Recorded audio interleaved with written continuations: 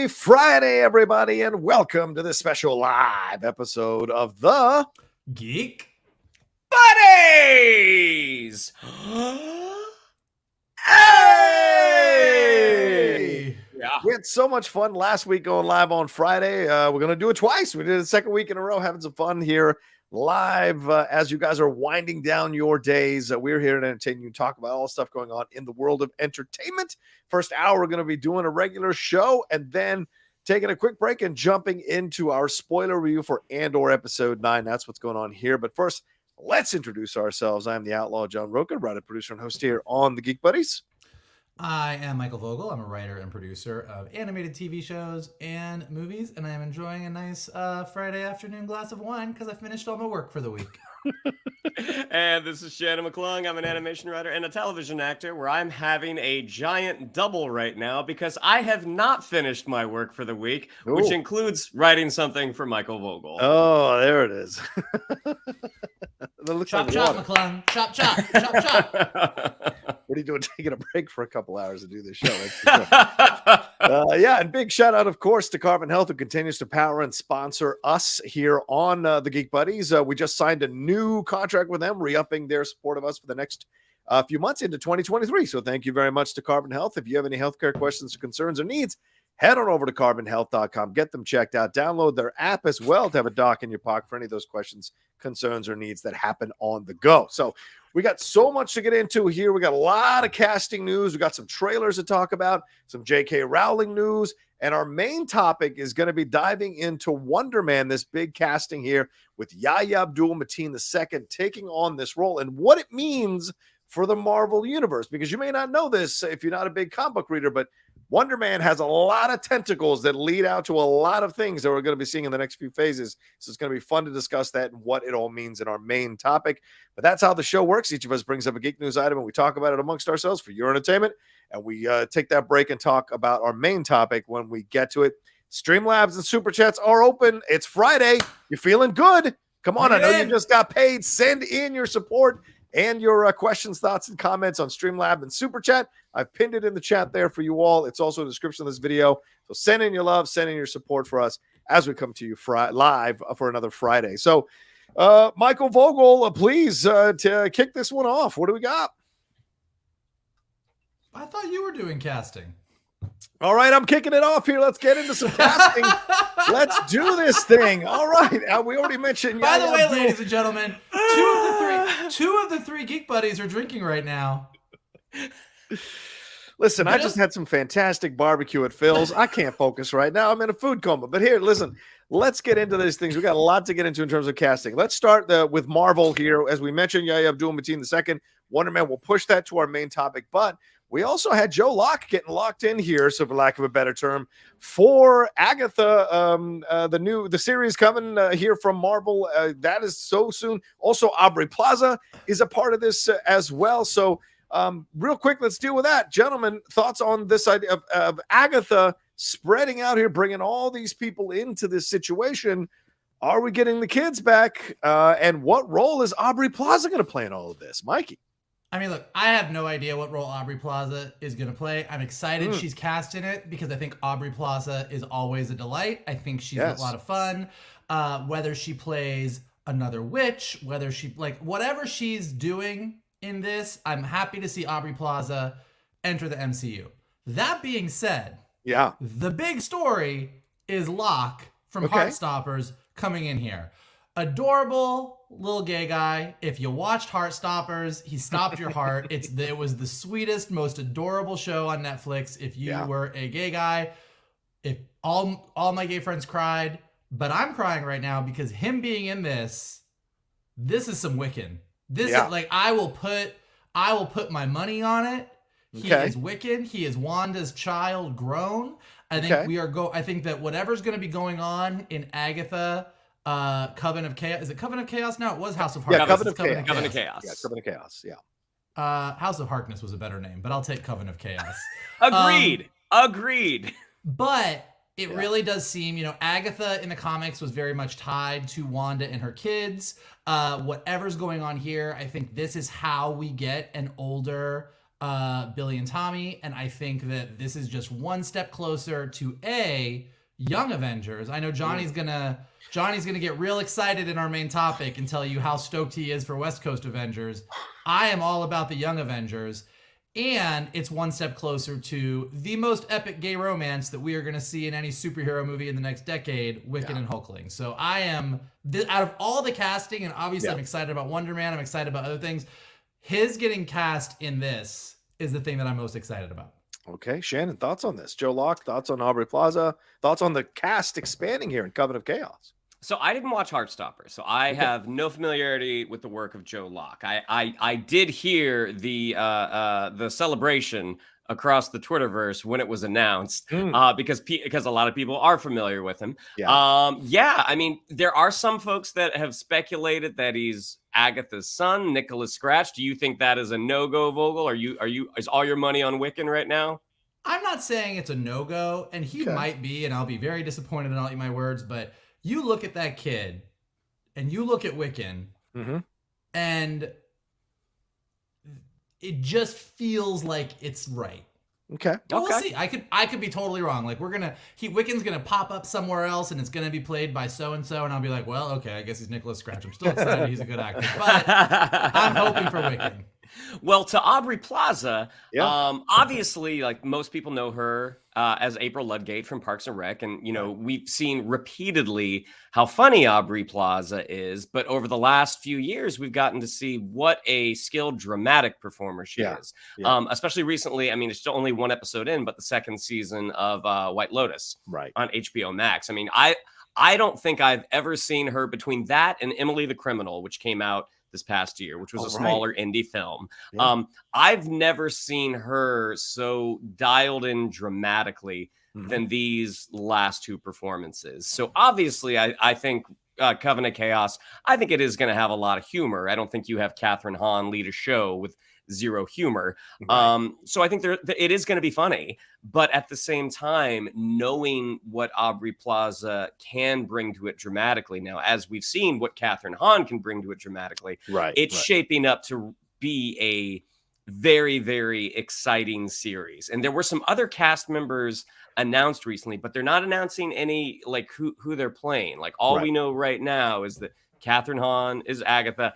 I do agree that House of Harkness, that's just a cooler title. I mean, Coven of Chaos is like, okay, that's fun. But House of Harkness, especially if Joe Locke is playing Nicholas Scratch, I'm like, that leads me more to that. But Wanda's magic is chaos magic. Yes. So Coven of Chaos leading us towards Billy and Tommy, definitely the title switch indicates something that could potentially be more Wanda-centric. Yeah, and Coven is what? A group, right, of witches? So that makes more sense, whereas house implies there's a head and there's everybody below, and so you have this. That's what I'm saying. So maybe the Coven, they felt like, okay, it's more equal. Now I'll join the cast. I just love this breakdown of the term house here. I mean, one is a group of witches, and one is a drag home. Like, it's a drag house. Oh, hello. It's House Evangelista. It's House Harkness. All right, anyways. Well, real quick, there's a couple of things. There was a little bit of pushback, Mike, and I'll get your thought on this. Not only as our resident gay, but our resident Jewish person. There was some pushback here that Joe Locke they wanted a Jewish actor to play this role, and Joe Locke is not Jewish. Is there a piece of you that's a little bit kind of not 100% happy about it, or do you think that's not something that we need to be kind of dealing with in these kinds of situations? Let's make sure we get gay people into the MCU playing these roles that are gay roles, and we'll deal with the other stuff later. What's your feeling on this? I was actually talking to an actress friend of ours last night about this, and I do think that, look, in a perfect world, you find someone that ticks all the boxes, but as we get more and more into intersectionality and characters that are this and this and this and this, it really, sometimes I think you just need to pick the most important lane. And I think when it comes to Billy, him being gay is the essential thing. Him being Jewish is great and it's important. And as someone who is gay and Jewish, it would be great if he were both. But I feel it's more important to cast someone who is authentically gay in the role, because what I really want to see is an authentic love story. And I think that as far as a religious belief, there's a little bit more wiggle room in people being able to really access that as an actor or an actress, like being able to access a different view on faith, whereas really nailing that experience of same-sex romance is something that I want more specificity in. Okay. That's my feelings on it. But again, there's no right answer here, and we are all sort of muddling through at this point in our society trying to figure out how to get all of this right. So there's no right answer. So if someone is really upset about it, I completely understand it. Yeah. Shannon, let me go back to you. Let me go to you on this one. There's a lot of rumors about Sadie Sink. She denied that there's been any conversations, but there's rumors about Sadie Sink as a young Jean Grey. Would this get you excited, considering how much of a standout she was in the most recent season of Stranger Things? Yes. Okay. I mean, I'm already excited for the series. I mean, the more Disney Plus series they announce, there are ones that, we gravitate towards, and there's some that we don't. From the beginning, just Kathryn Hahn leading a series as this character, I'm like, oh, that's really, really cool. If it is an opportunity to start introducing the individual mutants who we know at some point will come together to form the X-Men in phase 6 or 7. Sure. I mean, Sadie Sink, she did a brilliant work on Stranger Things this past season. I mean, the amount of Halloween decorations that had her floating in people's front yards, is a testament to that. So that would be super cool. I mean, she's a great performer. The ones that were allowed to stay up, for sure. Mike, your thoughts on Sadie Sink possibly stepping into this role of a young Jean Grey, kind of reimagining Jean Grey all over again after we just had Sophie Turner play her? I think she would be a perfect Jean Grey. I don't think we're going to see Jean Grey anytime soon. This is just like when we were all like, we're going to see Storm in Wakanda Forever. Like, we are all so excited to see the X-Men. And it's Mephisto all over again. Yes. We are going to just like Scott Summers is going to be in the Marvels. Oh, Bobby Drake is going to be an Ice Cube and somebody's drinking Secret Invasion. Like, listen, I just don't think, I think that there's a lot to establish, and I'm excited that we got Shang-Chi. I'm excited we're getting Wonder Man. Like, I think they're going in a kind of a different direction and fleshing out some other parts of the MCU before we get to our tried and true mutants. They're coming, but I think they're holding them back for now. It's crazy how much we're already like focusing on the future, lest we forget Wakanda Forever is next week. It's kind of crazy. Like, we're already kind of mentally like, okay, what's next? We know this is here coming. What's next? It's fascinating with Marvel how that works. You take just like a moment to enjoy what's currently present, and then you're already focusing on what's coming next to see how it all connects up down the road. Let's move on to DC. There was some casting news that came through on DC as well. I'll swing back to Shannon on this one. Kristen Milioti, one of our favorites, and Michael, I'm not sure how much you've seen, but Made for Love and certainly The Resort and Palm Springs, certainly slowly but surely kind of building her resume, building her status, and now they are casting her as Sophia Falcone in the Penguin series. And we all know Sophia, the daughter, really complicated history in the comics, an affair with Jim Gordon, battling the Penguin, neck issues. There's all kinds of stuff. So taking over the underworld, there's all kinds of stuff with her. So an interesting choice, Christina Milioti, yet one that makes a lot of sense. And nothing says you've achieved a certain level of status and talent and belief in your talent, then they put you up against Colin Farrell toe-to-toe in his own series. So, Shannon, what are your thoughts on this Kristen Milioti being cast in the Penguin series? I mean, I am such a big fan of Kristen Milioti, starting back from like The Wolf of Wall Street, when she had like a smaller role as DiCaprio's first wife. That's right. I mean, she's just one of those magnetic, electric performers. Like, she can be so funny, but all of her comedy is just grounded in this real semi-tragic foundation. I mean, she's one of the people, like, I know we all love Tatiana Maslany as Jennifer Walters, but she's one of the people that I'm like, God, I would have loved to have seen what she could have done with that role. So the fact that she's coming in to be I don't know. Would we call her the Heavy? I mean, definitely an antagonist to Colin Farrell's Oswald Cobblepot. I mean, I'm really curious. I mean, if you flash, rewind 2 years ago and say, hey, we're going to get a Penguin series, if you're like, why?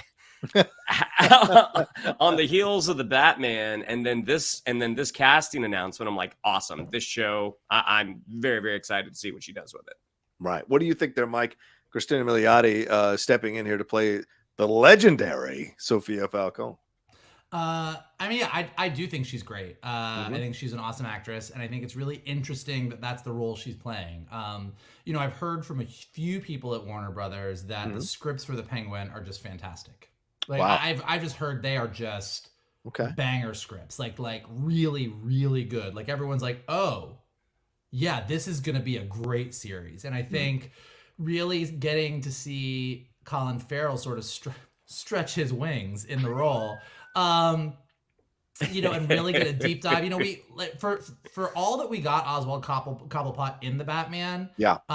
Every scene he was in, he kind of stole the scene, but he's not in a ton of it. Like, he's a part of the movie, but he's not a huge part.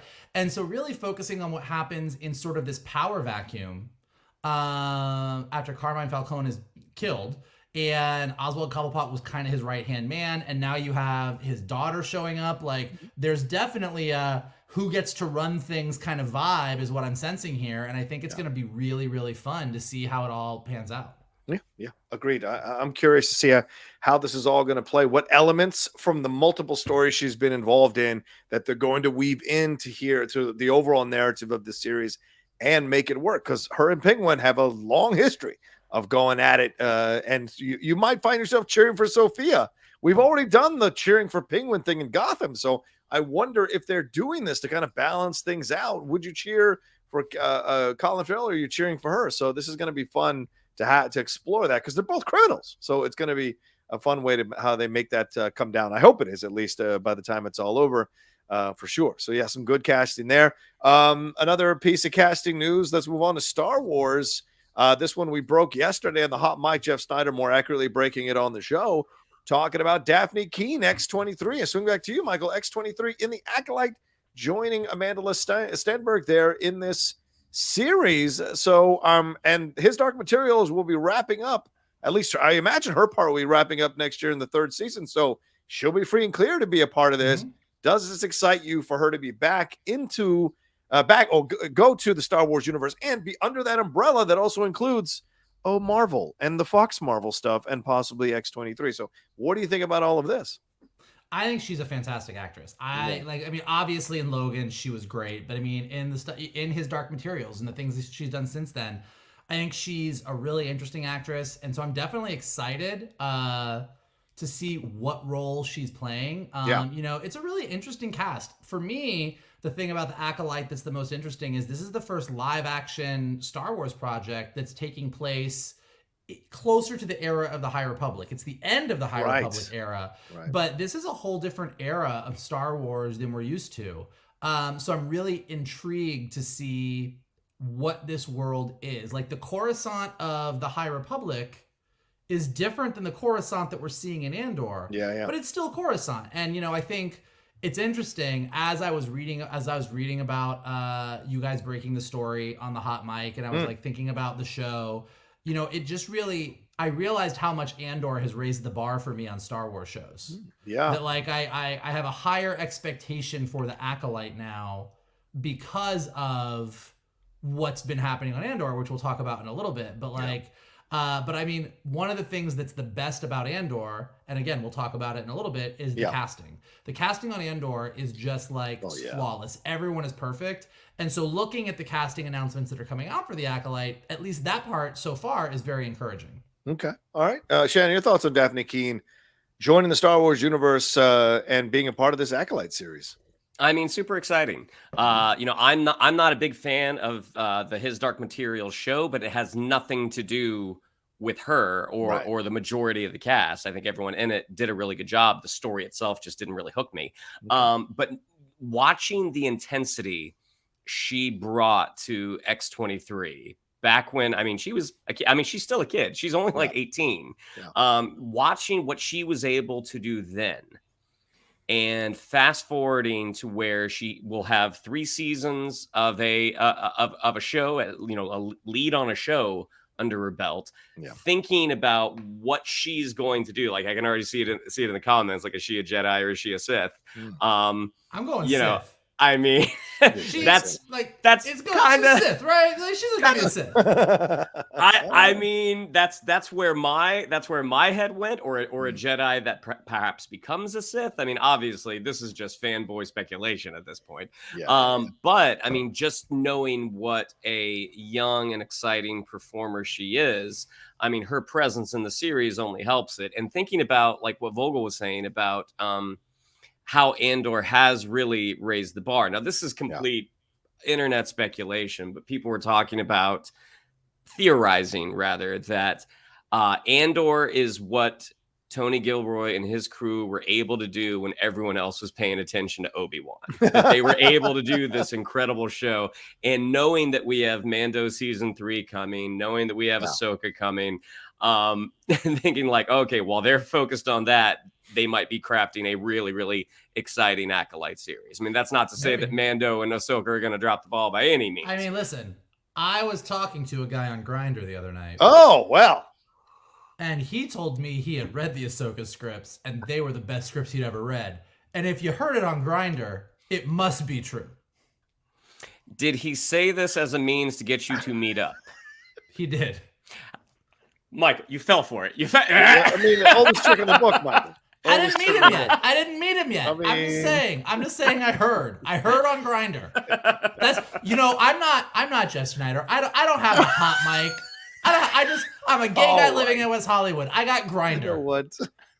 Beep, beep, beep, beep, beep, beep. Grindr breaking news. Listen, the scripts are good. Never doubt the gay underworld. Never doubt the gay underworld. They know shit. I know about the Velvet Mafia. This is a Sith. I think this is a Sith. I would say this is a Sith in my personal opinion. But no, I love the idea. I love that she's going to be a part of it. She's such a fantastic actress, a Latina actress. So I'm all for it. Let's go. Aubrey Plaza as well. So let's go. Let's have more of that involved in this. And so, but also she's damn good. And I've been dying for her to come back into a bigger property since Logan. So I'm excited that she's going to be stepping in here to Acolyte. And I hope this is one step closer to reprising X-23. You could toss out all the X-Men. I don't need anybody to come back. Dafne Keen, bring her back as X-23. I got no problem with that if she is the only one that comes in, because she was right on the tail end, wasn't really connected to the overall X-Men universe, and it's a way that you could finagle her in there in that way, and I would like to see that happen. So we shall see for sure. Let's get into some of these super chats real quick, because we got a lot of them coming through already. Jay Master saying, have you guys seen the trailers to the Disney Plus specials dropping on November 25th to Hip Hop Nutcracker, a spin on a holiday classic and Best in Snow? I have not seen these. Have you? Nor I saw them both pop up on my Disney Plus, and I actually haven't watched them yet. But I know we have some Christmas trailers coming up in Shannon's trailer section that we will talk about. Yeah. But I will watch every Christmas thing that comes out this year. I am ready for it. I just make some gingerbread cookies. I'm in.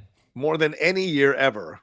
I am so ready for Christmas stuff this year. Shannon, your thoughts? Have you seen these at all? I have not.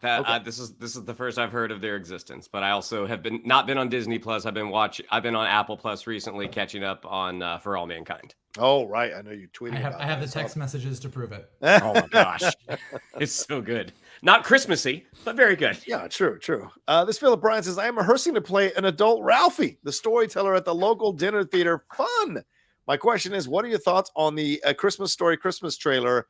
Hashtag you'll shoot your eye out. Philip, let's put a pin in that, because we are going to talk about that trailer in just a few minutes. So, but first of all, where is this local dinner theater? Yeah, because I want to come see you as Ralphie. I think he's in Michigan somewhere. Correct us. Let's go. Hop on the plane. Geek Buddies field trip. Let's go. Let's go.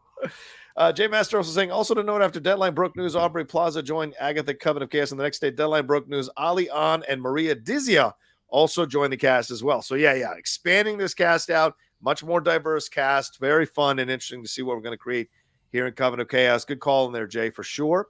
Derek Johnson is hanging out with us. Always good to see Derek. Says, just donating, no questions tonight. Wish you all a good weekend. One statement after that Black Adam movie. You can either slather me in MCU content from here on out. I'm done. They hurt me too much. You're right. You're absolutely right, Derek. Same. And that film is not going to make money, ladies and gentlemen. If it doesn't break 600 million, as they broke down in Forbes a couple days ago, that film is not going to make money. So all this talk about sequels and I'm fighting Superman and blue, blue, blue, blue, blue. If you're not making money, I don't know what you're talking about. And I love you, The Rock, but I don't know what you're talking about. Jay Master says, in a recent interview with Cinema Blend, Marvel producer Nate Moore confirmed the Disney Plus Ironheart series is a direct sequel to Wakanda Forever. So that makes all the sense in the world, considering she's being introduced into the MCU and Wakanda Forever, right, boys? Yeah, and there's been a lot of little clips, 1 minute clips kind of floating around from Wakanda Forever, and one of them is Riri Williams in her dorm room. So clearly, she's going to play a really significant part of the story.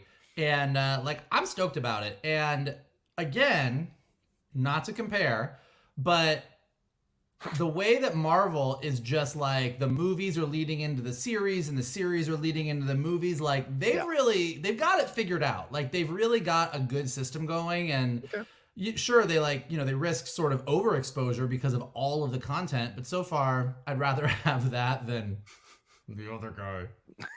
Shannon, sounds like he compared. What do you say here? That's absolutely he did.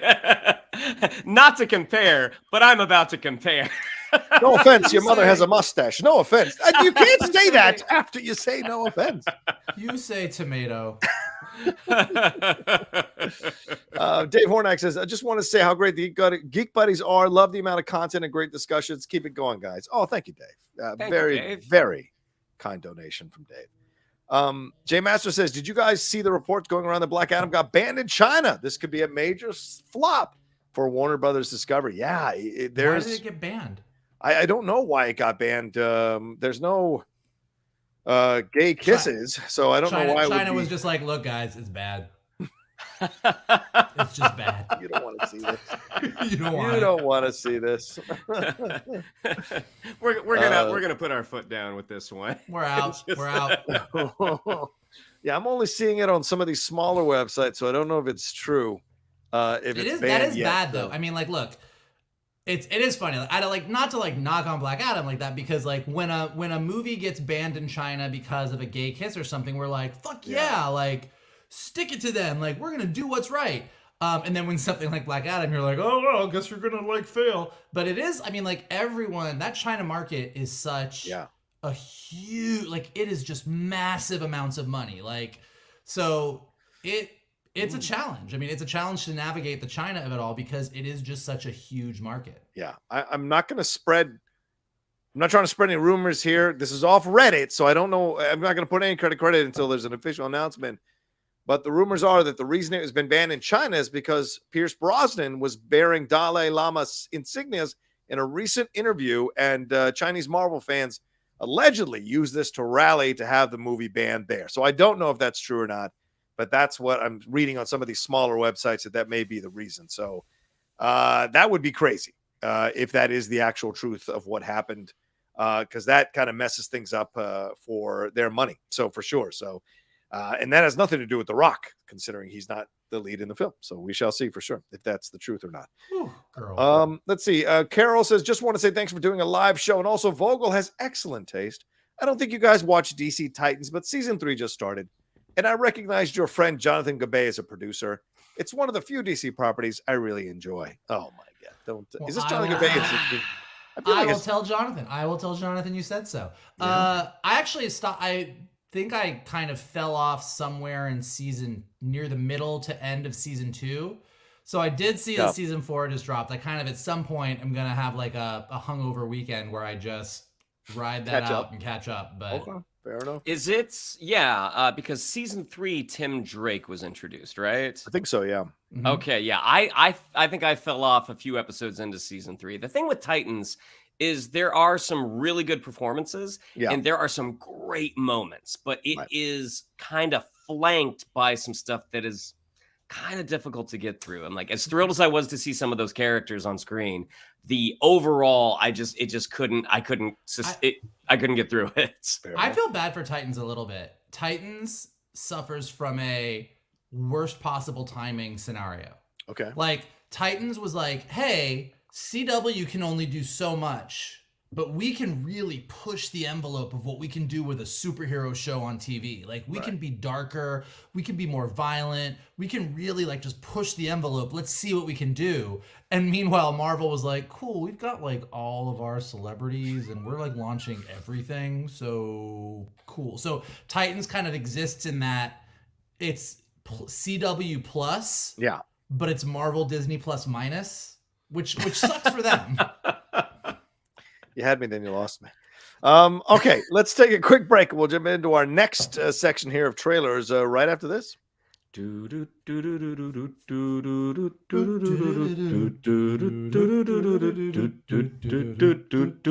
good. That's good. So trailers. Bring it on. We're talking four today, and they are all on their way in the next 6 to 8 weeks. Okay. So to start off, we have the full trailer for Spirited. This is the Apple TV Plus film starring Will Ferrell and Ryan Reynolds and Octavia Spencer. Yeah. Basically sort of a modern day A Christmas Carol. Ryan Reynolds is the guy to Will Ferrell's Ghost of Christmas Present. This is a big, splashy Christmas musical with a guy who does not want to be in a musical. Thus far, it looks incredibly funny. Guys, I'll throw it over to you first. What did you think of our full look at Spirited? Mikey, please. I am a sucker for a Christmas movie, first of all. So I'm gonna say that. Like it's a low bar. Like you can have somebody hug somebody next to a Christmas tree, and I'm gonna be like, I loved it.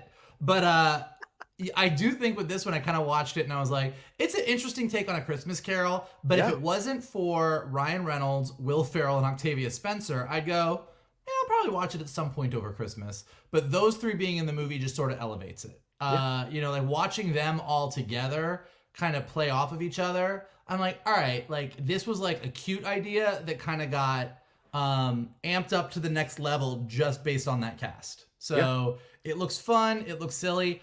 I have written versions of The Christmas Carol for My Little Pony and other things. I love A Christmas Carol. I think that Dickens' Christmas Carol has kind of defined what Christmas is for all of us. So the more versions of Charles Dickens' Christmas Carol that are out there, I am on board. I watch half of them for Christmas. Like if this is what I watch as soon as I stop watching Scrooged, great.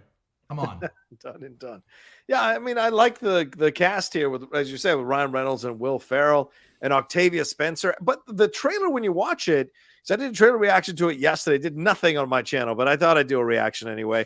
And it was fun. It had such a great spirit to it, for lack of a better term. And I really enjoy the twists here because it kind of feels a little bit like Scrooged mixed with Just Friends in terms of the Ryan Reynolds character, right? He seems to be this like rich dude who doesn't care about anybody, and he's sarcastic, and he's kind of blowing off this idea of being ghosted, and you're seeing or having ghosts visit him, and you see the ghosts reacting when they go back down to where Will Ferrell is, and they're all like, screw that guy, we can't scare him, he's a jerk, blah, blah, blah. And Will Ferrell comes off as a new Clarence from It's a Wonderful Life. I can do it. Let me have a chance. I can prove it. I can get him. So you see that kind of nice mixture of other stories being weaved into this main story that, as Michael said, we've seen many different versions of over the years. There's a nice, and then there's another twist that Will Ferrell's character might be having feelings for a human being, Octavia Spencer's character. So there's nice twists here. And then you throw in the songwriting team who did the Greatest Showman music and the La La Land music as well. And then you get excited about the possibility of all wrote the lyrics for the La La Land music, not the music. That's why it's different. But they did do Greatest Showman, and they did do Dear Evan Hansen. Greatest Showman, I mean, hello. So all this gets me really excited to see it. And, you know, we're overdue for some new Christmas movies. No offense to Hallmark, who does, you know, great factory Christmas movies. This is fun. So yeah, we're getting a lot of, like, we're getting Spirited. We're getting what Shannon's about to talk about. We're getting the Guardians holiday special. Yes. We got a packed Christmas, guys. Y'all got to get ready. I know y'all are talking about Thanksgiving. Thanksgiving is just the Christmas appetizer, y'all. Just get ready and buckle in. The holidays are here. And I think I can say, so Spirited was one of the projects that I auditioned for not too long ago. And I can tell you for sure, at least what I read was very, very funny. So Spirited is going to be dropping. Hold on. I gotta tell the guy on Grindr that Spirited script was good. Spirited script was great. Oh my god! Christmas tree emoji, horny emoji, Christmas tree emoji, horny emoji. All right, continue, please. You're not wasting that bullet on the guy you already talked to, did you? No, there's a new guy. Okay, all right. So Spirited drops on Apple Plus on November 11th. I thought Shannon was going to say, I can confirm that I'm not in the movie. I thought that's what you were going to say. Go ahead, yes. Who knows? Maybe I'll pop. No, that's no. I would have not said a thing at that point. I'd have been like, yeah, it looks good. Looks good. Just 6 days later on HBO Max, we get A Christmas Story Christmas. Wow. So this is a sequel to the classic A Christmas Story that I'm sure all of our audience has seen playing 24 hours a day during December on TNT and TBS. Peter Billingsley is back as a Ralphie Parker. All the cast, like his friends are back. His mom is back. I mean, this is one of those films that I'm like, did this get announced? Like when it popped up, I thought it was going to be a commercial for something. I'm like, no, this can't be an actual movie. But then watching, I'm like, oh my god, this is an actual movie. we get adult flick. So I'll throw it over to you guys. Were you as surprised as me of this film's existence? And what did you think? Well, I knew about it because I've been monitoring this one since the announcement, and they had released a teaser for it like last week, I think, that was only like 30 seconds. Not a lot of footage. It was just a lot of mixture of the old footage with a couple of scenes. Here's what I'll say to you. I want to like this movie. That trailer did not do it for me. It felt like, when you see people come together, bring the old people back, and they don't work as hard on capturing the magic, and it feels like they're trying to capture the magic. It sucks that we can't bring back the original actress who played his mom. It's now Julie Haggerty, who's a great mom. I mean, she's great for these kind of Christmas things. And we do see a clip. We do see a shot of Scott Farkus. So how is he going to play into all of this? And I don't know if I like Peter doing the narration. No offense to Peter Billingsley, who's a fun actor. I would have liked to have heard someone who could at least somewhat approximate what that guy sounded like in the original Christmas Story movie. So some dings, but overall, I'm hoping that it's a good movie. I'm hoping that it's a better than I anticipate. And of course, they gave him a hot ass wife. So I would like to see something a little more here that could be fun playing with the original. But I don't know that I sense that from the trailer. Still going to watch it, but I don't know if I sense that from the trailer. What if they really dive into the backstories of Flick and Schwartz, our two side characters? Will you be into it then? I mean, him going off the thing and flying in midair, that's awesome. So yeah, sure. Maybe explore that. I'm down. Mike, your thoughts?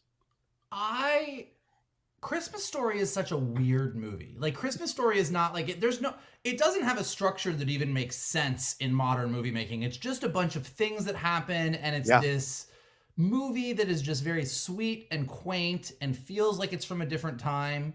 And so I think replicating it is going to be really hard. And what I took away from the trailer is I was like, oh, it feels like they didn't know how to recapture Christmas Story, so they're just doing National Lampoon's Christmas Vacation. I got that vibe too. Like the story looks like I Ralphie have to make Christmas work. Yes. And shenanigans ensue, and can I make Christmas work? Which isn't really a Christmas Story. That's National Lampoon's that's Clark Griswold. So it looked like Ralphie playing Clark Griswold to me. Yeah. That being said, like, am I going to watch it? 100% I'm going to watch it. Like I said, low bar for Christmas movies, guys. So I'm going to check it out. And I imagine it's going to be somewhere in the middle. Like, I don't think they're going to knock this out of the park. I don't think we're going to be like, fuck, it's another Christmas classic. I think we're going to watch it and be like, that was sweet. Yeah. Yeah, for sure. Well, whether you're interested in it or a Scrooge like these two gentlemen up here, Christmas Story Christmas drops on HBO Max on November 17th. The next day, on November 18th, we get Disenchanted. Oh, yeah. this is the sequel to Enchanted with Amy Adams, Patrick Dempsey, James Marsden, Idina Menzel. I gotta say, this trailer was a lot of fun. I mean, we're we got a little bit more of the story. We got to see a little bit more of Maya Rudolph's villain. So, gentlemen, what did you think? Our first full look, second look at Disenchanted. Mike? I mean, I think we talked about this on Disney Day. Like that first look at it, Disenchanted, that came out on Disney Day. I love Enchanted. Yeah. And that trailer had me kind of like, ugh, I don't know. This looks like a mess. This trailer made me very relieved. Like the movie might still be a mess, but this trailer was a lot stronger. We got a lot more of the story. We got a lot more of the context. We got a lot more animation. We got a lot more Andalasia. Like it just kind of, it makes a lot more sense now that we kind of get the, okay, they've moved to the suburbs and married happily ever after. Kind of boring. And, Idina Menzel shows up with James Marsden, and they're like, hey, Andalasia sounds great. Every day there's a new fairy tale disaster. It's very full. And Amy Adams is like just dealing with life in the suburbs. So the idea of, I want to add some spark to my life, I want to add a little bit of fairy tale magic, and things go awry, that's really interesting. Like, that seems really fun. And so, hoping that the music sort of stays at the same level as it did for Enchanted, we get some amazing musical numbers. Like, I'm definitely excited. I'm actually going to be in Orlando at Disney World the day it comes out. Wow. And I texted the crew that I was with, and I was like, so everything kind of closes early at Disney. Are we going to get like drunk at Epcot, go back to the room and watch Disenchanted? And I got a very full-throated yes. So I will be in my hotel room at the Polynesian watching Disenchanted the day it comes out. Is this a Disney Plus release? Is that this is a Disney? Yeah, this is Disney Plus. So it's not even going to be it's going to be in the theaters at the same time, or no? Wow, I didn't know that. No, it is a Disney Plus release, John. I apologize. In the modern world that we live in, movies release on streaming. I don't know if you know this, but Hocus Pocus 2 is the most watched movie on Disney Plus. It is. I saw. Snyder and I talked about it yesterday, and he was like, "Do you think they should have released it in theaters?" And I believe they made the right decision. I think going in streaming was the right way to go. I don't think Bette Midler and Kathy Najimy and Sarah Jessica Parker were going to put butts in seats at the level that you got comparable to the streaming minutes that they got. And by the way, they didn't just barely they destroyed Encanto by like 50 million minutes or something. It was pretty big what they won by, or 500 million minutes what they won by. So shout out to them for their return. I'll say this. I'm with both of you. I thought this trailer worked so much better than the first trailer. That first trailer, I felt like the Christmas Story trailer. I was like, okay, we'll see what happens. Same. And this one was so much better. We get more of the story. And maybe they heard some of the people grousing about that trailer and were like, okay, we need to re-edit and release a new one to get people back excited for this. And, this is a great challenge for Amy Adams. If you're going to come back and do something that you did 13 years ago or however long it's been, give me something new to do, like Flo in the commercials and Progressive. I'm bored. All right, you can play 20 different characters. Great. Here, you can play 2 different sides of yourself. Let's expand what you can do as an actress. So it's fun. It's fun to play that out. And I think they brought in some great cast members. Now I'm back on board. I was really worried about the first trailer. Now I'm back on board for sure. I'm curious about the wicked stepmother turn, like how we get her from, like what happens at turn. I mean, I'm interested in it, and seeing her sort of wickedly face off against a wicked Maya Rudolph. I'm like, again, like on this version of the trailer, I was like, oh yeah, I'll watch that. Yeah. Oh yeah. Okay. Yeah. I'm in. Yeah, I thought that was a very fun revelation. Her as a stepmother becomes the perennial wicked stepmother. Yeah. So that is November 18th on Disney Plus. So once you have gotten all of those streaming movies out of your system, and we get to December, we get Avatar: The Way of Water. The second trailer was released. I think the gentleman up here might have a different opinion than I do. So I will just go ahead and toss it to this undulating fellow right here. Mike Vogel, what did you think of the second look at Avatar: The Way of Water? 1,000% in. Y'all are crazy. Listen, I've said this before on the show. I've said this before to friends. Yeah. You don't bet against James Cameron. You might think the script is stupid. He might have another stupid word like unobtainium in this movie. It doesn't matter. It's going to make $1 bajillion. The man paused making the movie until technology could catch up to what he wanted to do, and then he finished the movie. Like, this man, don't bet against him. I'm super into it. And like, for me, particularly with this trailer where we got a lot more sort of context, just the fact that we're getting Sigourney Weaver kind of back in things. Yeah. In a role that's not just like they were like, hey, I love Sigourney, let's bring her back. But it seems like their daughter does have a tie to Awa and Grace, who was Sigourney Weaver's character in the first movie. So I'm like really curious about that and kind of diving into like the spirituality and the magic of Pandora. The fact that is it Stephen Lang's character is coming back. Where they've taken his brain from the first movie and put it into an Avatar's body, and that he's apparently the bad guy for at least the next couple Avatar movies is also really interesting. Seeing Kate Winslet's character, getting to see a whole new tribe of Na'vi that are different than the Na'vi that we knew, that like seem like they're really kind of based on like Maori kind of like the Maori kind of vibe, and just the water aspect of it. Hearing that Kate Winslet can apparently hold her breath for 7 minutes, which she apparently did while filming this movie, which I don't understand how is possible, but good on Kate Winslet. Like, I just think it looks gorgeous. Like, it looks amazing. And kind of like, this is like when the first Avatar came out. Like, I remember being at Comic-Con and seeing all the Avatar ads, and you just saw a bunch of blue people, and you're like, I have no idea what this fucking movie is. And then I saw the movie, and I personally am one of the people that was like, yes. Is it blue? Is it Smurfs meets Dances with Wolves meets Ferngully? Yes. Do I love it? Yes. And I feel like I'm going to be right in the same boat here. I can't explain this guy's hold on people's minds. I can't explain it. It's really one for the books for sure. And you're right, Mike. You can't bet against him. I mean, you can't bet against this guy. He has not struck out of the box office, I don't believe, ever. Since like Piranha. Yeah, Piranha. And that doesn't really count. I really believe that doesn't count. It was Piranha too. The quickening or something like that. But yeah, this is the spawning, rather. And this is what's so fascinating about this, is that, this film from the trailer feels like a repeat of the first Avatar movie.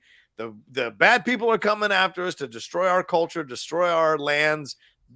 Stephen Lang is pissed off he lost in the first movie, so he's back in the second movie to come after him. But it's still going to work. The special effects are incredible, and as you said, Mike, what you're seeing from all the different cultures here being represented, it's fantastic. Also, there's a really slight back and forth there about the fact that their son feels out of place, like an outsider. And to me, you're looking at the different hue, and there may be a commentary on racism, on skin, on all that skin color. Cool. And if they throw that into the mix, that could be really interesting to explore on this wide spectrum of stuff that they're going to explore. Because clearly, this is a very social, political movie. It's absolutely, from the first movie on, this idea of settlers coming in, taking resources from the natives, calling them stupid or thinking they're dumb. Unobtainium. Unobtainium. I'm not, God damn it, I don't want to say it. But yeah, that kind of stuff. So I hope we're getting a better story, because I think that's the big knock on James, is some of the script writing sometimes, some of the stories a bit simple sometimes. I hope we're getting a bit of a better story, a bit of a more nuanced story. But either way, coming out of the trailer, watching the trailer, I'm like, look, this is going to be insane. I just hope the story's good, but I'm in for it for sure, because the visuals are out of this world. I'm really curious about that Outcast line. I don't think it's related to his color, because I think the Na'vi that we met, I forget the names of the tribes. They're like I'm not gonna do it. I'm not even gonna do it. Well, no, I'm saying that he's half human, half Na'vi. So this idea of being mixed race. Yes, mixed race for sure. That's what I'm getting at. But like his color, the hues are different. Like I think that the other tribe is a lighter color because they're tied to the ocean. Like I do think the fact that we have the different hues of Na'vi is really interesting. But yeah, I think with Jake and Neytiri, I think they have 3 natural born children. Right. I think the Sigourney Weaver character is an adopted kid, and then they're also raising a human kid. So just this very sort of interesting, different vibe for their family, I think, is a big part of the story. Neytiri, in part of the trailer, is clearly pregnant. In part of the trailer, she is clearly not pregnant. So I mean, just like I think their family and what that means, and then them going to this other tribe. That is more tied to the water, whereas they were more tied to the tree, the great tree, and everything else, and kind of trying to get them to help, and then being like, we don't want to help you in your war. Like I I do think this does very much feel like it is an expansion of the story that we saw. Right. And whether it feels like a retread or it feels like something kind of brand new is going to remain to be seen. For sure. Shannon. Yeah, I mean, this is not me betting against James Cameron, but as an audience member, watching this just left me as equally as cold as the first trailer did. Ooh. Now, that's not to say that I won't go in and enjoy it and have a good time. I mean, the litmus test that I would have about whether or not I enjoyed a movie was whether I would purchase it. Yeah. And I never purchased Avatar. Oh boy, here we go. Poker face Vogel. he's actually gone to sleep right now. But yes, visually it looks incredible. I mean, in terms of where the story could go, where we left it at the first one, to me, it doesn't. I didn't see the point in it other than financial reasons. As we talked about on text earlier, it made billions of dollars, so of course they're going to do more. Yeah. But just in terms of storytelling, and again, I did enjoy the first one, not to the point that I wanted to have it on hand, but I did enjoy it, and a lot of that had to do with the 3D technology. Like, that was an experience. I don't know what this movie is going to do to top that at this point. I mean, you make a good point, though. Usually when colonizers leave and there's lots of riches left behind, they usually just leave those riches and just, like, let it go. So just history sort of is on your side there. Oof. All right. Is that all the trailers? It is now.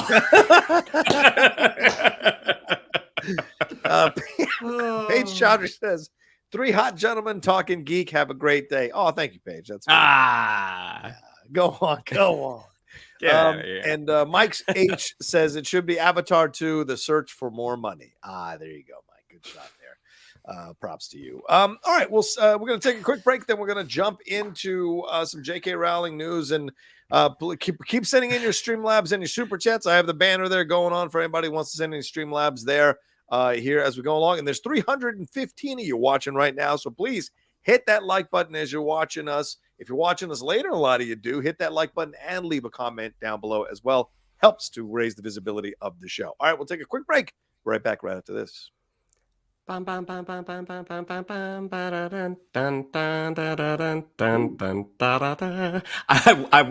wanted to do it off key for the way that a lot of people see her right now. Oh wow, a little subtle. Wow.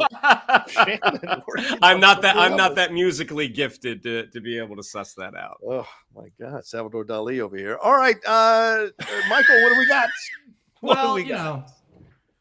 In the world of things that annoy geeks, David Zaslav and J.K. Rowling are kind of neck and neck right now for who pisses us off more. Yeah. But they teamed up this week for some, not really, but like David Zaslav was talking in a quarterly earnings call on Thursday and was asked about how the content was going to be different under Warner Brothers Discovery post the merger. And he really talked franchises. He specifically said, we're going to have a real focus on franchises. We haven't had a Superman movie in 13 years. We haven't done a Harry Potter movie in 15 years. The DC movies and the Harry Potter movies provided a lot of the profits for Warner Brothers Motion Picture over the last 25 years. So a focus on the franchises, one of the big advantage we have is kind of what we're going to do. And, basically saying that he's very open to kind of doing more Harry Potter stuff with J.K. Rowling, which shockingly got a lot of people upset. So we were all talking about it on text, and John kind of texted me and was like, of course Zaslav wants to work with Rowling. Like, oh God, of course he does. He's so horrible. And I did sort of counter with, say that. I didn't say well, that was the subtext. That was what you took from subtext. It.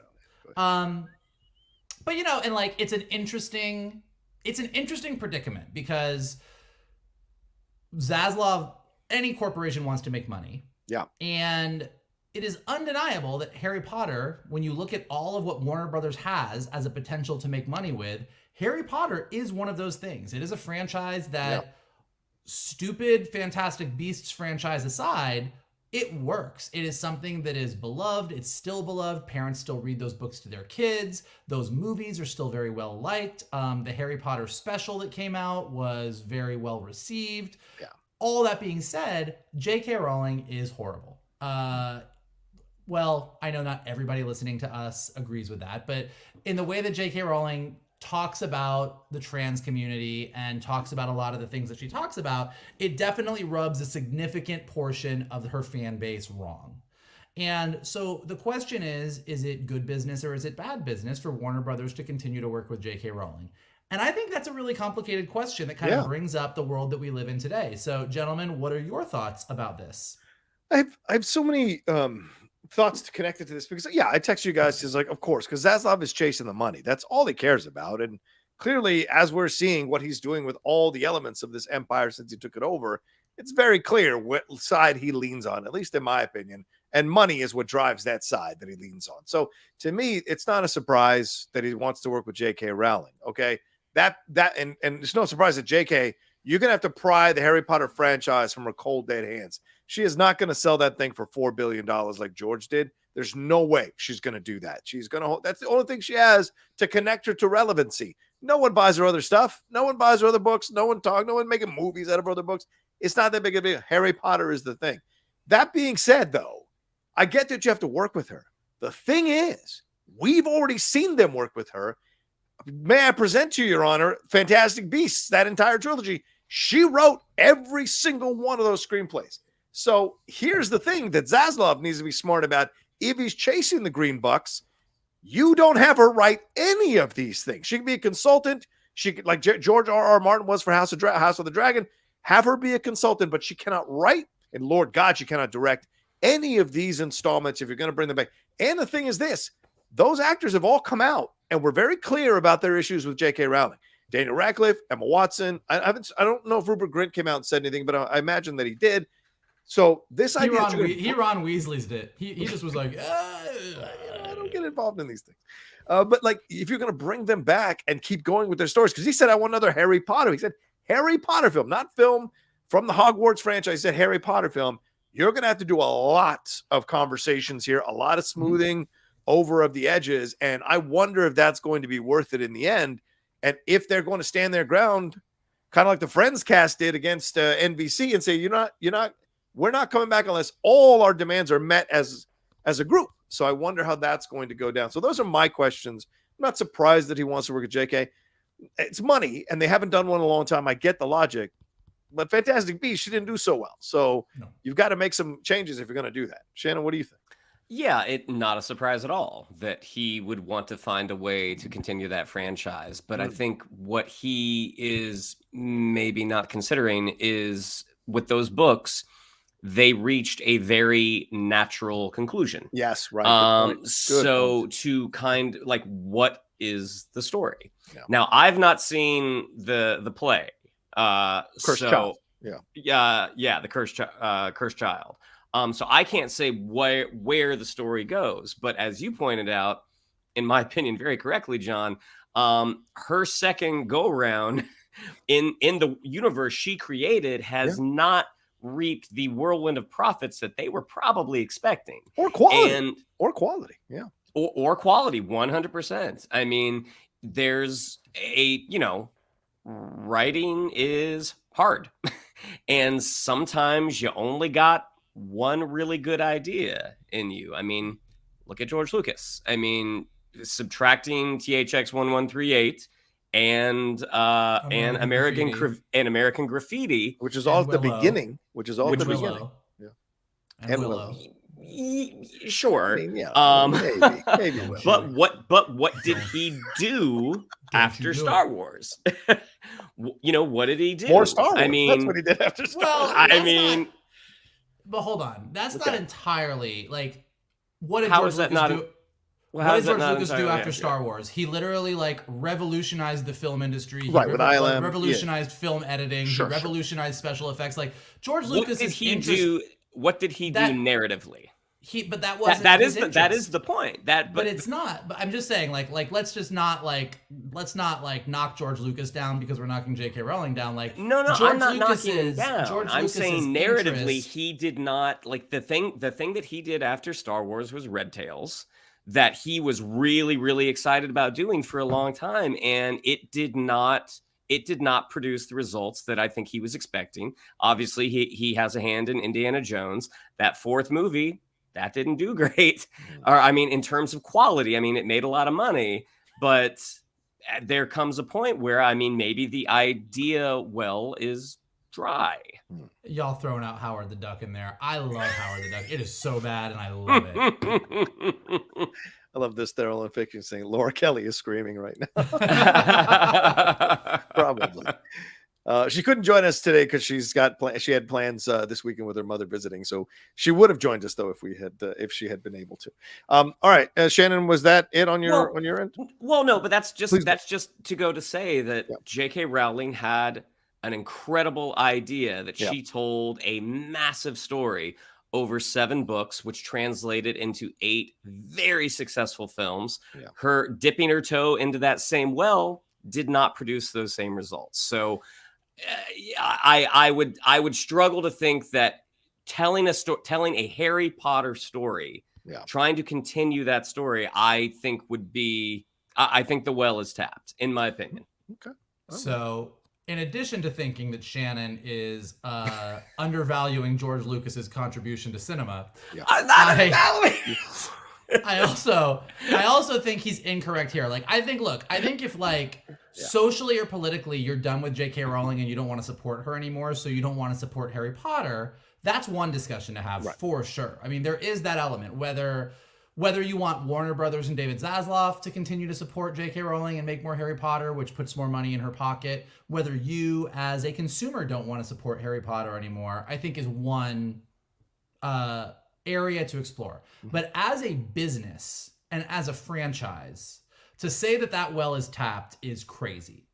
Harry Potter, like the Fantastic Beasts movies are horrible. They're garbage. Yeah. But just like where we were a couple months ago when House of the Dragon was about to premiere and we were talking about Game of Thrones and we had a whole conversation about untapped brand potential. And Harry Potter is just that. It is one of the worlds that we as geeks have all embraced fully. Sure. The wizarding world, the houses of Hogwarts, Quidditch, all of it. Like, we all grew up with it. We lived this life. We read these books growing up. The wizarding world is as real to us as Westeros or Middle Earth or a galaxy far, far away. And so the idea that these were just 7 books and that was all it was, as a business standpoint, that's absolutely not the case. I mean, obviously Cursed Child is out there, sort of the next generation of kids at Hogwarts that are the children of Harry Potter and Draco Malfoy and Ron and Hermione. And you could absolutely do a Cursed Child movie because the cast is at the right place right now. And if HBO Max announced that they were doing that with the entire cast returning, people would lose their goddamn minds. True.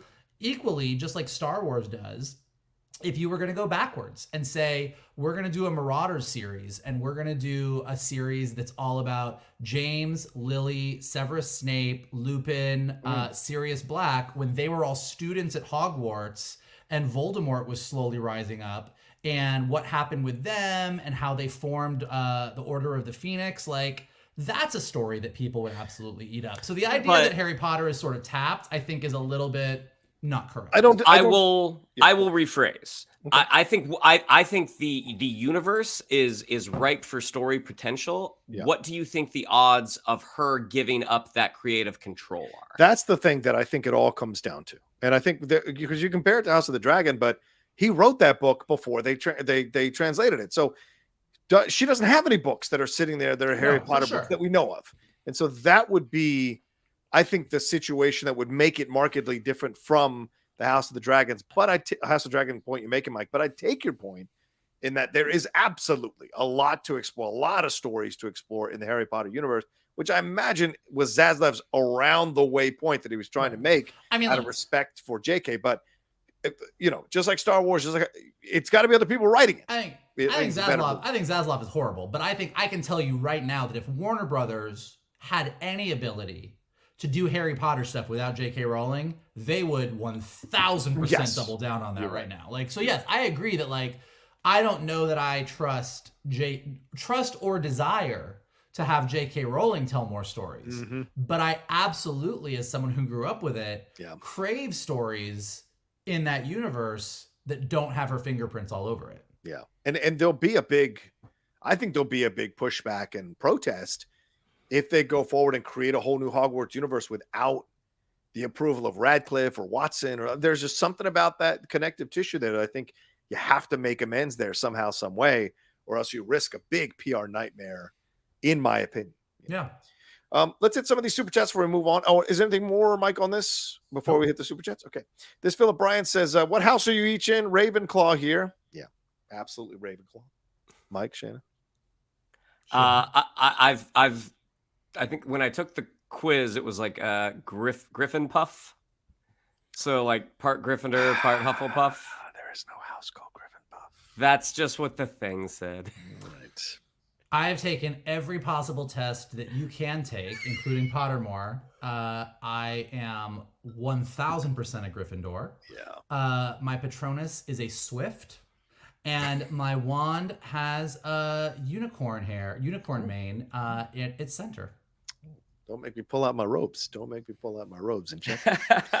Jay Master says, one of 3 Disney Plus season streaming original specials, movies, and series dropping soon, November 16th. The Santa Claus's series with starring Tim Allen. That's November 18th. Best in Snow is November 16th is Santa Claus. November 18th is Best in Snow. November 20th, the Elton John live farewell concert. I can't wait to watch that. I might do a live watch along of that, to be honest with you, because I fucking love Elton John.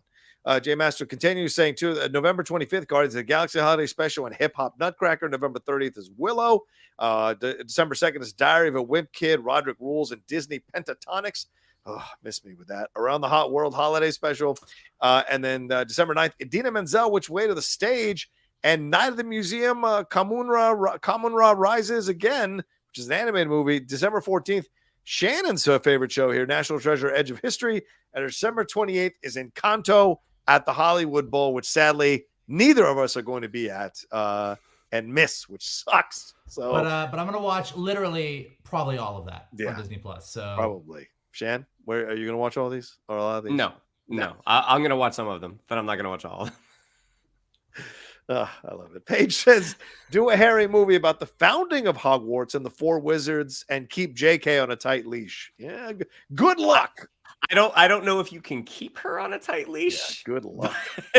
But absolutely, that is another great idea for content that we would love to see if we could just get her gone. Yeah, I mean, a prequel series that is the origins of Hogwarts, that would fucking make money hand over fist, of course. Yeah, I mean, that Marauders idea. Yeah, Marauders is great. That's been tossed out a lot, and I think that's a great idea. Let's tell the truth. Yeah, I just don't think that it'll happen with her holding on to those rights with her cold dead hands. Let's tell the truth. Jimmy Potter was a bit of a dick. Let's tell the truth. Jimmy Potter, a little bit of a dick. Little bit. Connie Sang says, sad day for me with Westworld being canceled. That's true, Connie. A lot of people are upset about that. My friend Griffin Schiller tweeting about it saying, God damn it, Zaslav, it was the last season. Why would you cancel it before they announced it was the last season? And it is canceled. So, Mike or Shannon, were you guys watchers of Westworld? Any thoughts on this? I hadn't caught up on this. I fell off after season 2. Okay. Yeah, I watched season 3. Yes. Yeah. But I haven't watched the latest season. Gotcha. All right. Patricia Metz says, I had a disappointing day. Geek Buds came on live to make me smile. Oh, Patricia. We're here for you, and I'm sorry you had a disappointing day. Bad Fridays are the worst. Bad Fridays are the worst. What do you need? A little big hug there for you, Patricia. That was a weird hug. Hug. You know what? You're going to be at this age one day. All right. Anyway, let's take a break, and we're going to get into our big main event topic here. And then after that, we're going to take a quick break and jump into our Andor spoiler review. So thanks for hanging out with us going into our second hour. Please keep sending in your Streamlabs and your Super Chats. And hit a like on this video. 350 of you watching us right now. So hit that like on the video. Later on, if you're doing that, hit that like on the video and leave a comment as well. We'll be right back right after this. Do do do do do do do do do do do do do. What is that? Do do do do. Wonderful. Oh, okay. Got it. Got it. Okay, a lot of judgment with that one. Sorry, I didn't know the theme to Wonder Man. I don't think there is a theme to Wonder Man. There isn't. Not yet.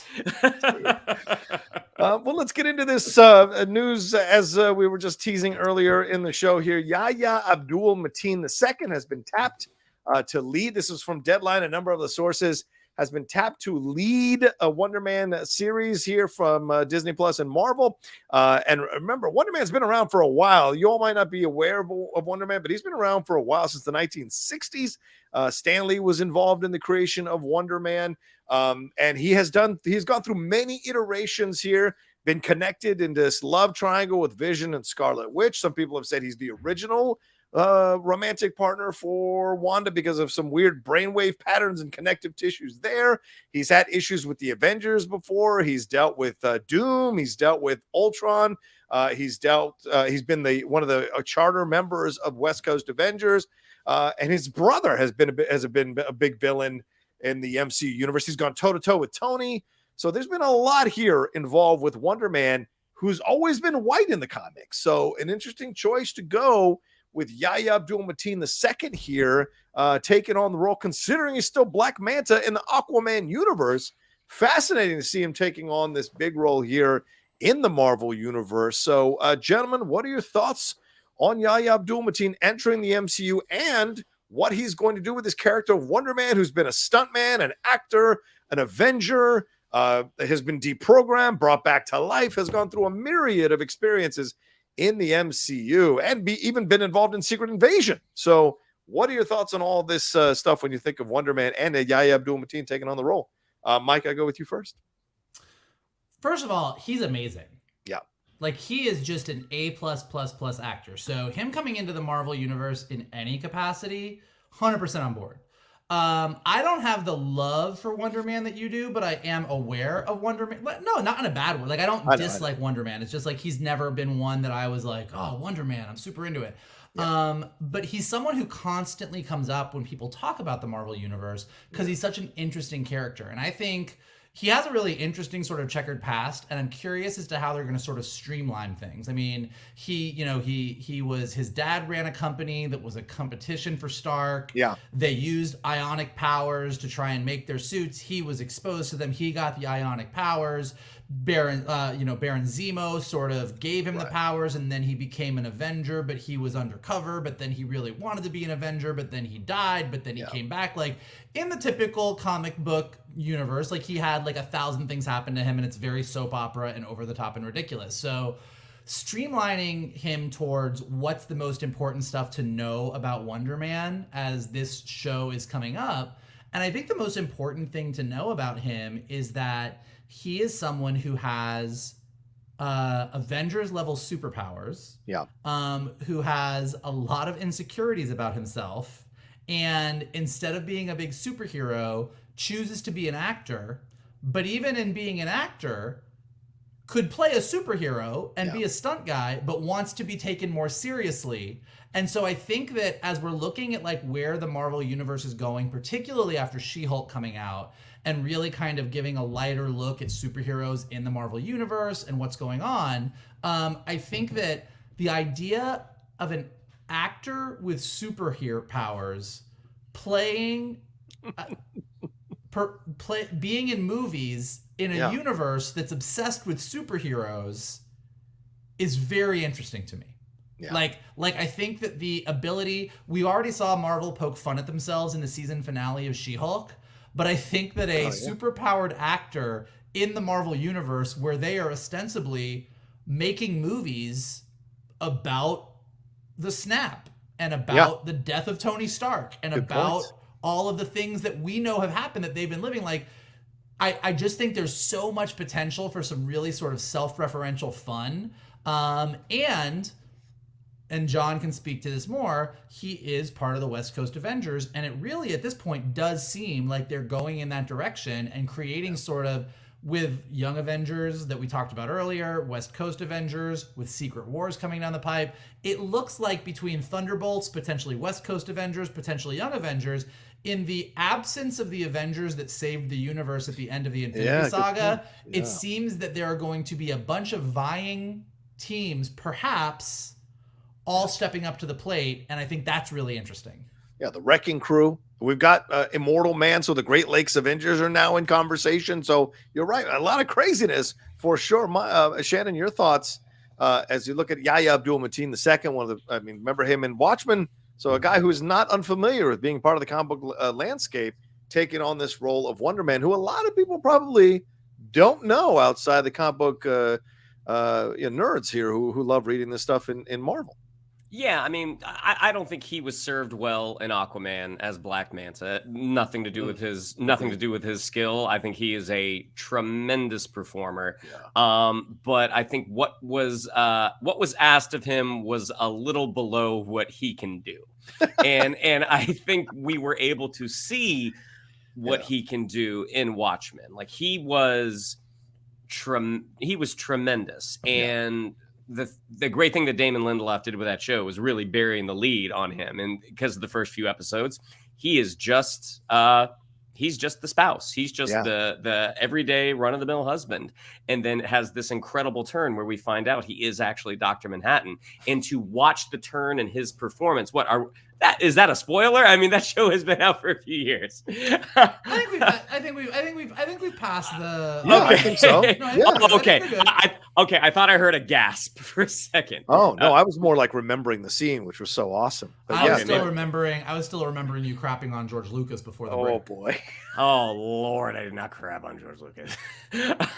Why'd you say that, Shannon? It's like poetry. It's like poetry. It rhymes. To watch the turn in the character and in his performance, I mean, he's tremendous. And to what Vogel was saying about a superpowered individual who's probably more concerned with working in show business than being a superhero, I think that's really, really funny. Like he became a stuntman because of his invulnerability.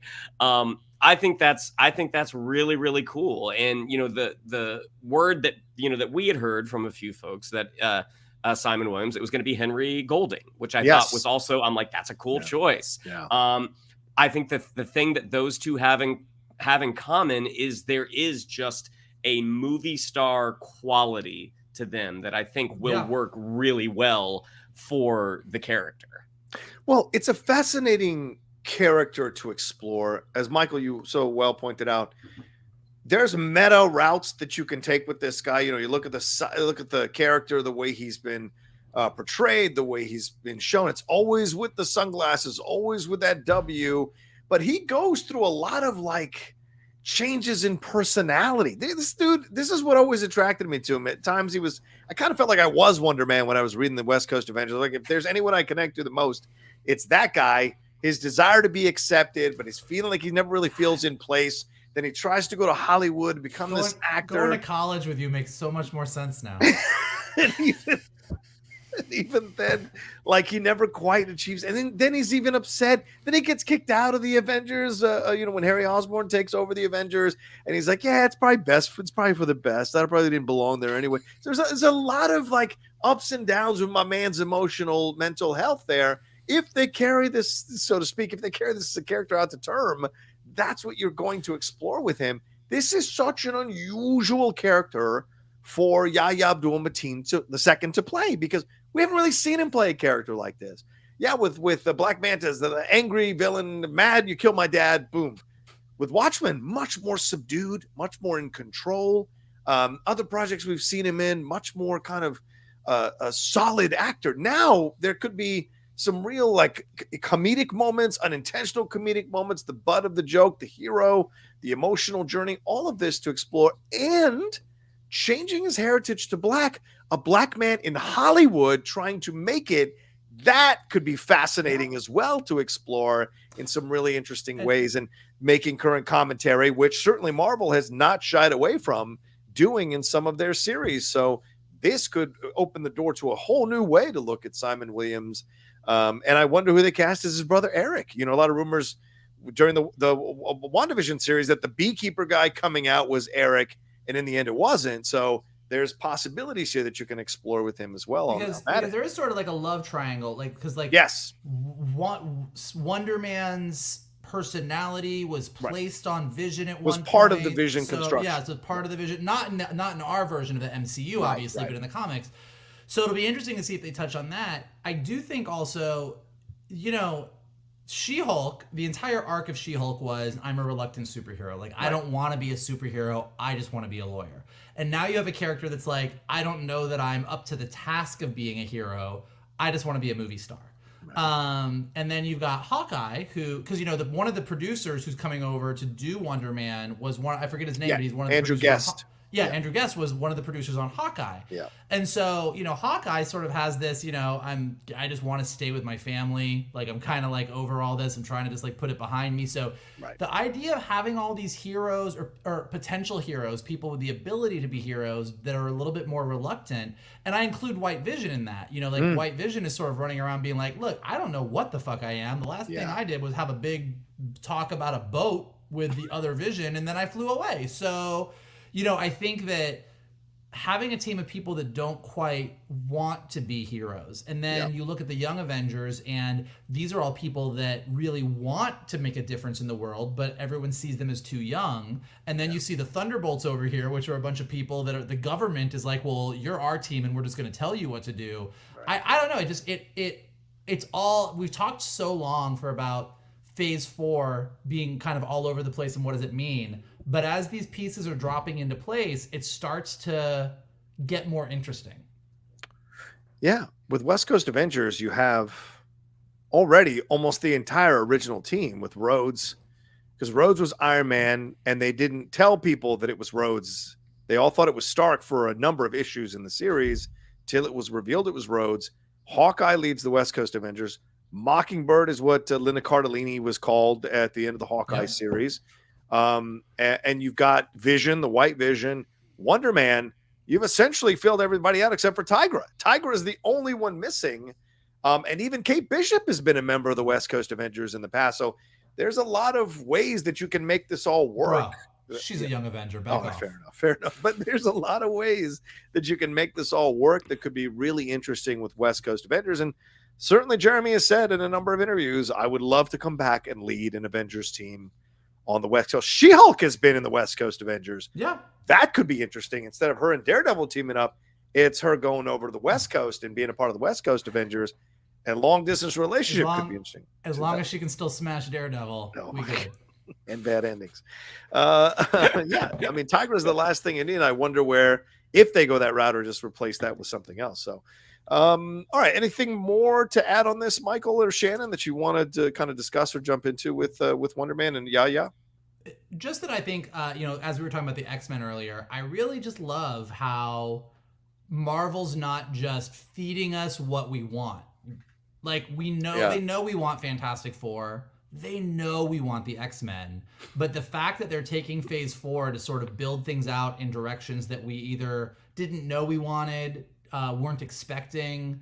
I think that even though there's been some bumps in the road, I think in the long run, this is going to pay off, not just for them, but for us as fans. Yeah. I mean, Jonathan Majors and Yahya Abdul-Mateen II in your MCU, that's some heavyweight stuff you got bringing in, and great actors with who can deliver really layered, complex performances. Shannon, any final thoughts on this?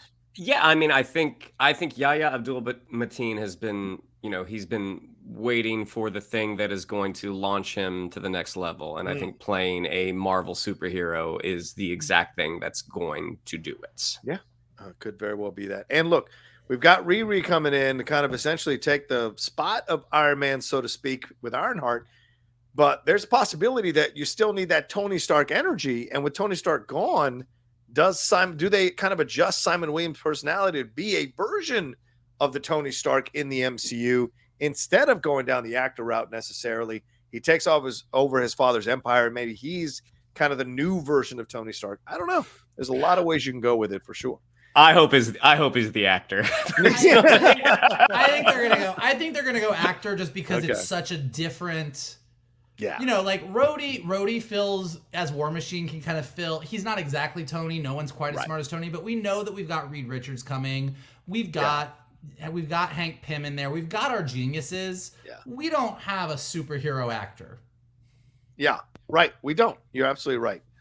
All right. Let's see here. We sent some Streamlabs or Super Chats rather. Jay Master says, John, an NFC West rematch on Sunday, Seahawks at Arizona Cardinals, and a definite another win for my Seahawks after getting a win over the Cardinals at home in Lumen Field. Who do you got for the win? I can't pick. You're all so crazy in that fucking division, so I could not pick. Gino could absolutely crap the bed, for God's sakes, for all I know. So I'm going to say this. I'm going to stay neutral, and I'm going to say it's a pick'em game. As much as I know you pay 10, but I couldn't possibly pick. I'll go Seahawks, but I wouldn't be surprised if Kyler Murray leads the Cardinals to a victory. There we go. Mikey, thoughts? Mike. I understood literally 2 words. 2 words. 2 words in that Streamlab I understood. I love it. JJ Bear. Oh, JJ Bear says, I think I personally need Claire Foy in the MCU. I like Claire Foy. Claire Foy. Yeah. I mean, we've just got Emilia Clarke in the MCU, so another British brunette coming right behind wouldn't be a problem for me. She's they're both fantastic actors, so I'm down to see Claire Foy as well. This Philip Bryan says, your acceptance. Rocha, you're accepted now. Oh, God. Some of us truly admire what you're building. Love the nation and the Geek Buddies. That's very kind, Philip. 100,000 subscribers, then I'll feel like I'm accepted. All right, let's, what else have we got? Any Streamlabs? No, but thank you, Philip. It's a very nice sentiment. All right, let's take a break. Yes, and jump into our Andor review. Are we ready for it?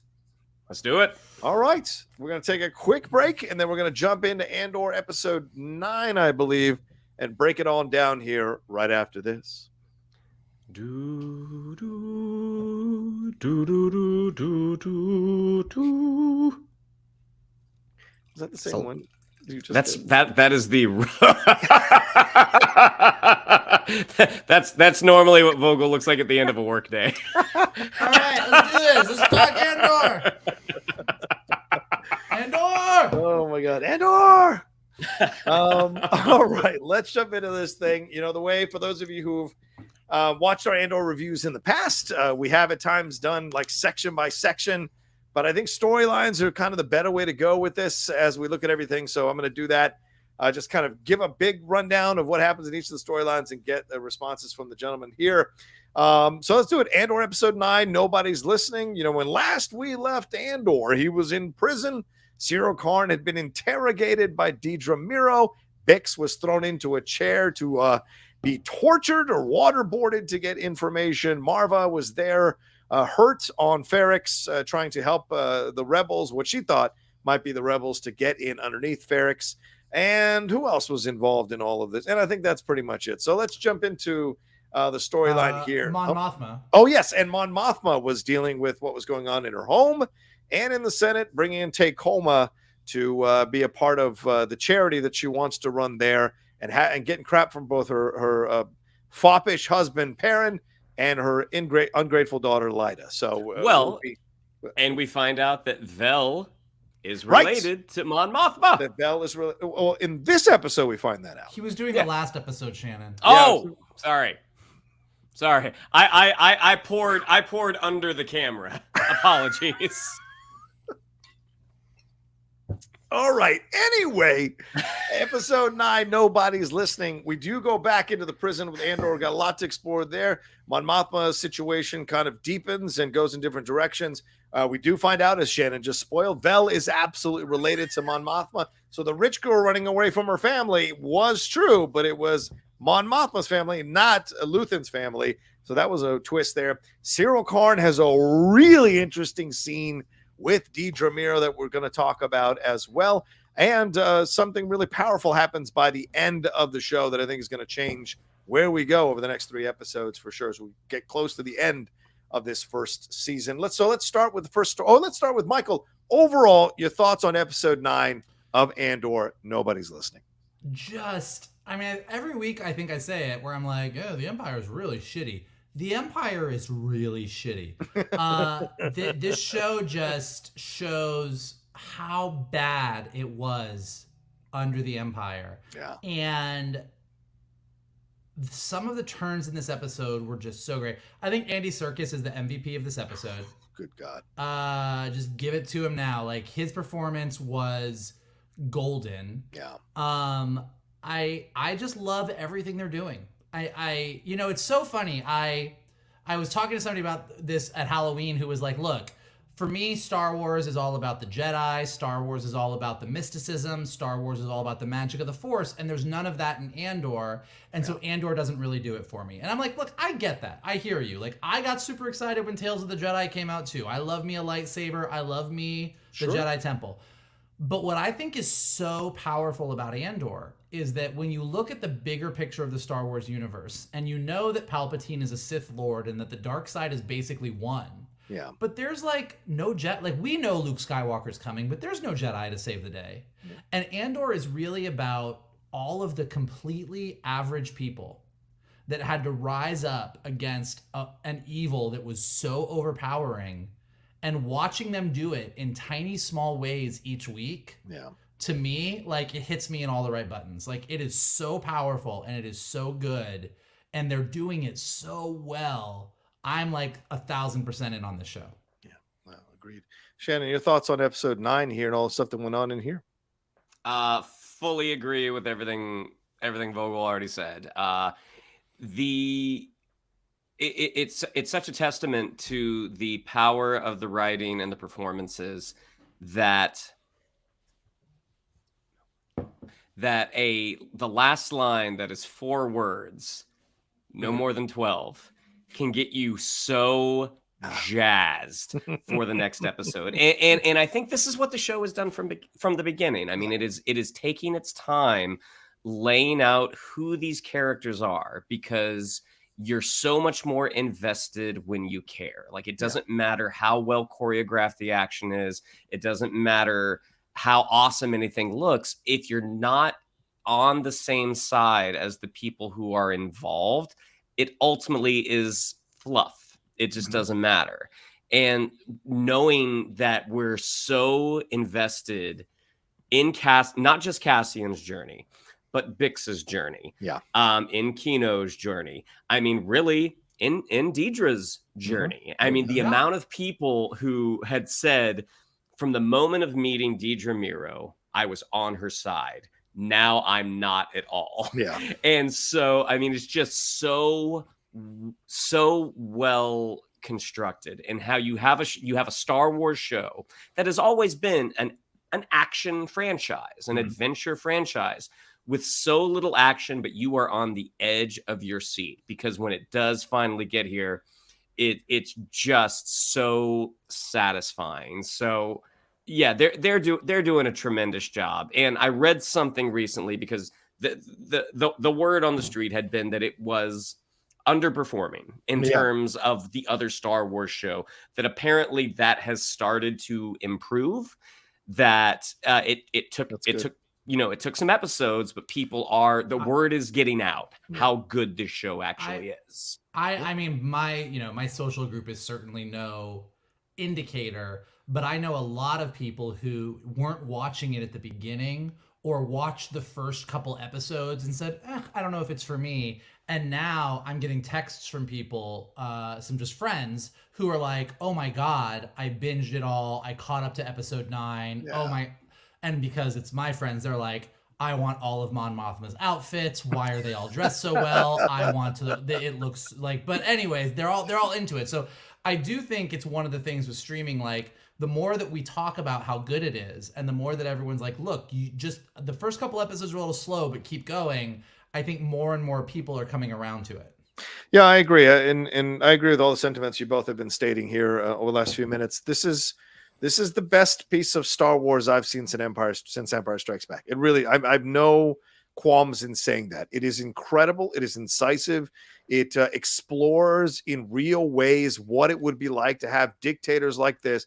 What would be the Empire, what the Empire would be like if they were in control in real time. And it's not a coincidence that it's lining up with some of the stuff we see out there in our real worlds. No matter what country you live in, we see this idea of this impending nature or impending force that wants to take control and tell you all what to do, under the guise of saying, we're going to do what's best for you. We only care about when we know what the truth is underneath. So you've got that going for it. I think that's part of why it contributes to the low ratings. it's way too real for some people. They want to escape into Star Wars. They want to believe that good can conquer evil, that evil can be redeemed. That's what they go to Star Wars for.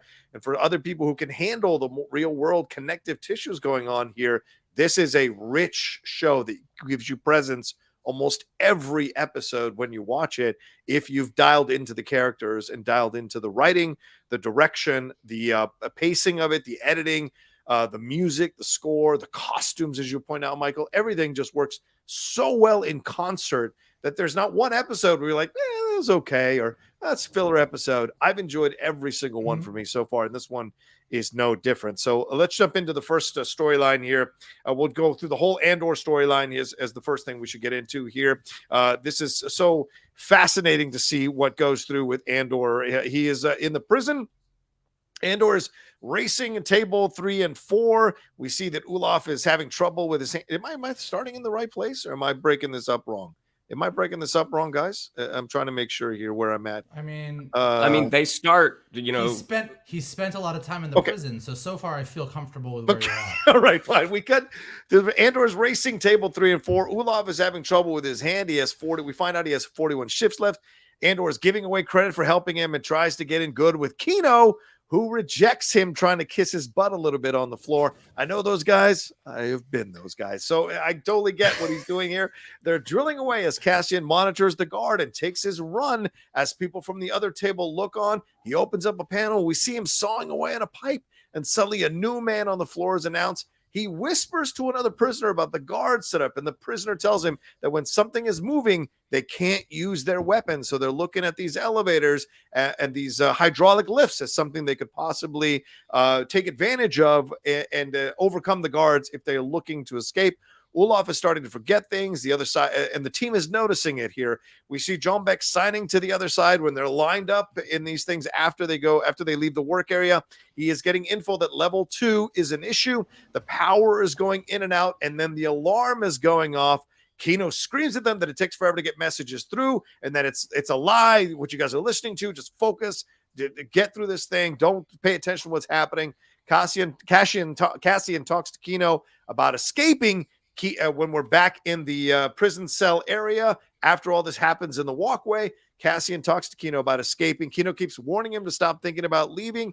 Kino says he has 217 shifts left. Cassian tells him that the Empire doesn't care what they say. They just focus on turning on the floor and keeping their numbers up. They are cheaper than droids and easier to replace, which is a nice Camino connection. And also what we saw in the most recent episode of Bad Batch, hearing about this idea of transitioning from the droids to human beings and using them as essentially enslaved labor. Cassian wants to know how many guards are on each level. Kino won't tell him. We see the inmates passing each other later, and we hear about what happened on level 2, which resulted in 100 men being killed. Zinska tells Kino that it was because the Empire heard they were making trouble. This is after Olaf has his stroke there in the walkway, after he's been working, and the stroke that he has on the floor. Then they carry him into the walkway. It's Dr. Zinska who comes in, who's a med tech, that tells Kino that it was because the Empire heard they were making trouble. It makes you question Andor's belief that he told Kino that they're not listening to them. Maybe they are. Olaf wants to know what's up. And I'm in the wrong place. Sorry about that. Zinska tells Kino that it was because the Empire heard they were making trouble. It makes you question him. Okay, Olaf wants to know what's up, and Melchi says that they set them all free, causing Kino to hit him, but Cassian stops him because they don't want to give anything away. Kino says it's all rumors, and to keep their mouths shut, they are building the equipment. Olaf is struggling. He can't keep up. Olaf starts to have the attack that I was just mentioning, and they cover for him. They take him out to a cell. Cassian tells Kino he needs a doctor. Kino tries to comfort Olaf. We cut to a med tech coming down with a guard. Kino knows him. He's had a massive stroke, and the med tech, who's named Rasif, puts him down. Rasif says another week like this, and you'll be begging for what Olaf is about to get. Cassian asks about level 2. Kino does too. Rasif initially resists, then gets the guard to leave and tells them what happened on level 2. They recycle the prisoners to separate sections of the prison. They messed up by sending a prisoner they had just, quote, released back into the same section, and that caused the uproar, and people realized that they're never leaving this prison until they die. And then Cassian asks Kino again after Kino realizes that he is going to be stuck in this prison as well, and says, how many guards on each level? And Kino says never more than 12. So Hell of a thing, man. What a journey we went on with Andor through this entire episode. Shannon, I'll swing to you first on this one. Thoughts overall on what we see Cassian endure, being part of the team. He's still Cassian, looking at the guards, what goes on with Olaf, and then with him and Kino coming closer, and then Kino looking to be now joining this desire to get out of prison or break out of prison with Cassian. I mean, top to bottom, this entire section is fantastic. I mean, the whole show is fantastic. But I mean, as we were talking earlier, I believe Vogel had said it, the casting of this show is so good that you have these smaller characters that, some of these guys, we don't even get their names, but there is a connection that they have with our primary characters, with the Cassians, with the Melshis, with the Kinos, that you get the sense of the history. I mean, albeit brief, but you get the sense that, okay, these guys have been talking to each other. I mean, the whole idea that Cassian is not the only one planning on some sort of revolt here, that, you see him sharpening a weapon. The way that Diego Luna hit that panel is like, oh, not so hard. They're gonna see there's a dent in there.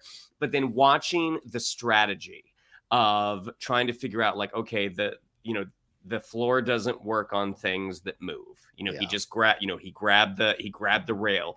You see them putting this together. And these are the type of details that I think in the hands of lesser directors, lesser actors might not come off as exciting. It can be a little kind of also ran, like, okay, what? It's very easy to miss. But I think with the way that the camera is fixed on these performers and the intensity in their eyes, that you're like, oh, this is important. Even if I'm not understanding 100% of what they're saying, I understand that this is important. Again, as we've said already, Andy Serkis really is the MVP here. The whole section, as they're communicating from tube to tube and finding out about all the, the whole floor that was fried. And the moment that Kino, Andy Serkis, punches Melshi in the stomach because he's angry, and Cassian trying to say, we got to be cool right now. And as he's saying, it's a rumor. We don't know if this is true. Maybe it's true, maybe it isn't. But that speech, that you see the hope draining from his face as the words are saying, keep going, just keep going. We're all, basically we're all going to get through this if you keep your head down and do what you're told to do. So in just such an incredibly powerful performance there. And I mean, I know I'm backtracking a little bit, but the moment with Diego Luna and Andy Serkis, where he's trying to say, like, listen, no one's listening. No, like let's have this talk. Tell me what you know before you leave. And granted, like Olaf, like we don't know this guy very well, but we know that he's been on his table for, he's only has 41 shifts left. He's an older guy. The moment that he falls and the people, like the guys, cover him. And granted, they're covering him for a little bit of self-preservation, but at the same time, it's like they're trying to help this guy out. And the moment where the medic basically, euthanizes him. And the resolve on Diego Luna's face when he says, how many guards? And the resolve on Andy Serkis's face, like whatever giant prison riot we're going to get in the next episode, it's just going to be, again, incredibly satisfying. Mike, your thoughts on the overall storyline here with Andor and all the experiences he went through here with Kino and other people in this episode? Yes, I'm really actually an overall thought that my brother pointed out that I thought was actually really, really intelligent. And it came from my brother, which is crazy. But one of the things that this show does that's really interesting, that's very not Star Wars, is it picks and chooses where they're going to go crazy with aliens. So when we get to like Space Miami, when Cassian Andor, when he went hiding, we got all the fun stuff. We got the big alien with his shirt off who was like playing cards, and we got the Golden Girl aliens on the bench, and we got all the fun alien stuff. But there's not a single alien on Narkina 5. Yeah. It's all humans. Yep. And I think the reason they did it, and my brother pointed this out, is if we were in Narkina 5 and we saw a bunch of Twi'leks and different alien races all in the mix with everything, it would feel very separate from us. It would feel very it's Star Wars, it's fine. But all humans makes it a little bit more real, makes it a little bit more Shawshank. And I think it's really interesting if you watch the show, like Mon Mothma's having a party, there's some aliens. Cassian goes to Space Miami, there's some aliens. Ferrix. There are aliens on Ferrix, but it's primarily human. Yeah. And I just think it's something for us all to watch as we watch through. Like, it's interesting that this show has those creature moments that we know as very Star Wars, but also it has a lot of places where it's not. And I think it's just something interesting to track. I think Shannon hit a lot of the key beats. I would just say that it was really interesting. We talked, they've done an interesting thing last week. Cassian, it was just literally in shell shock for the entire episode. Yes. Like, he was like, what the fuck just happened? This week, because he's been there for a while, we get to skip over the moments where he made any alliances. We just jump into a couple things. One, he's clearly the acting leader of Table 5 now. Right. Like, he's basically running Table 5. He's looking out for everybody. They're not in the bottom anymore. He is pushing Kino in a very charming way. You see why Cassian Andor is a good leader. Like, he's doing it in just the right. He's a little bit jokey. He's a little bit relaxed, but he's like, come on, they're not listening. So you see him kind of working Kino.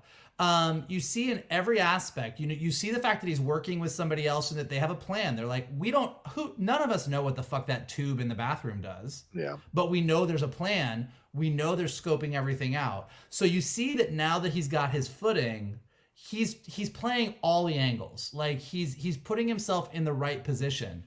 And then when all this stuff happens with level 2 and you don't know what's going on, like, Kino's arc here is the more, like, Cassian is sort of like, he's trying to figure things out. He's trying to play the angles. He's got a plan.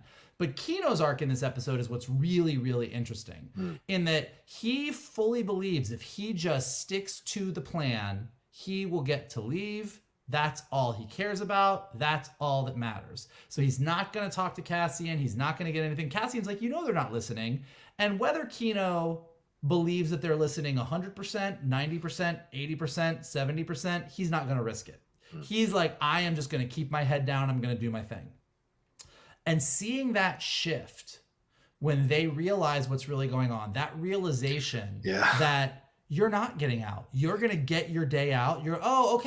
Kino's leaving. He 200 more shifts. He's out. And that they are going to walk you out and they are going to take you down to another level and they are going to drop you in. Like, that realization is so hard. And again, the cruelty of the Empire is not giant mustache twirly, I want to watch you suffer. It is a perfectly casual, we do not care about you cruelty, which is so much worse. And so it's literally, Princess Leia says in episode 4, A New Hope, she says to Tarkin, she's like, the tighter you squeeze, the more systems are going to slip right through your fingers. And Andor seems to be just like underscoring that every week by saying, if you just actually let these prisoners go, you'd probably be fine. But you had to squeeze a little bit harder. You had to get a little bit more work out of them. You had to punish them a little bit more. And that little bit more is going to be your undoing. And I think it's like just fascinating to watch. And I hate to give Luthen credit, but he said that he wants the Empire to overreach. He wants the Empire to come down hard. He wants it because that's going to ferment the rebellion. Yeah, I know. I told you. Well, maybe don't be so casual about collateral damage, Luthen. That was my issue. But yeah, I agree with you guys. You both have hit a majority of the beats there. I think for me, though, looking at it as a symbolic message in what you're seeing here, this could be a commentary on the privatization of prisons in our country. This idea that you have to keep a lot of people through there so that these people in the prisons are making their money. The idea of recidivism, you have to make it so that they can come back. You have to make it tempting for them so they can come. They don't really care about reforming you. They care about you doing the work that you have to do there. And when you get out, hoping you commit crimes again. You're going against a police force that is already trained to be suspicious of you. So they will absolutely arrest you at a moment's notice and throw you back in. So you're back repeating this again. So it's all of that they're kind of alluding to in subtle ways, I think, throughout this entire episode with that storyline, which I think really works. Someone pointed out on something to me on Twitter that absolutely made me smash my head through a wall. They were like, well, what if they build them there and they make them take it apart in another section of the prison? So it's even worse that you're not even building something that's going to be used at all. Your life is years of busy work for no fucking reason at all. And I was like, oh my God, to find that out is even more debilitating and dehumanizing than realizing you're just going to be repeating working for them for the rest of your life. The idea that you're building something that just gets dismantled in another room by another crew who's also stuck in the same situation you are. Talk about living a useless life, for the love of God. So that kind of part of it. And I saw someone post a meme too that's really great. He says, nobody's listening. Remember in Rogue One, near the end there, Jyn Erso asks him, will anybody be listening? Because someone will listen. Somebody is listening. So the difference there in the change. Oh, I just got the chills. Just got the chills. The chills. No hope versus hope. Absolutely, for sure. All right, let's take a quick break and we'll jump into our next storyline here, and that is the Dedra Meero storyline right after this.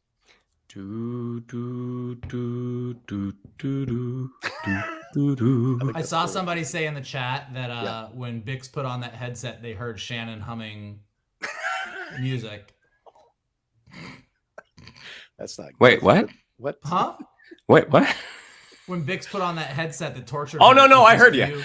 No. Don't get it twisted. Just to be clear, I just wanted to clarify to make sure you got what I was saying. All right, let's get into this Dedra Meero storyline.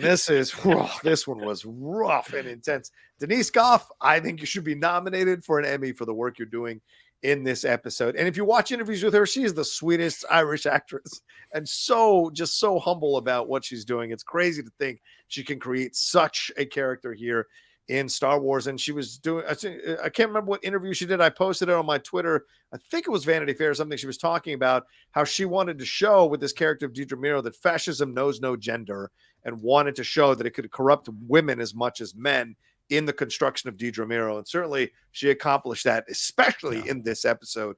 So let's start. We start off with her interrogating Bix.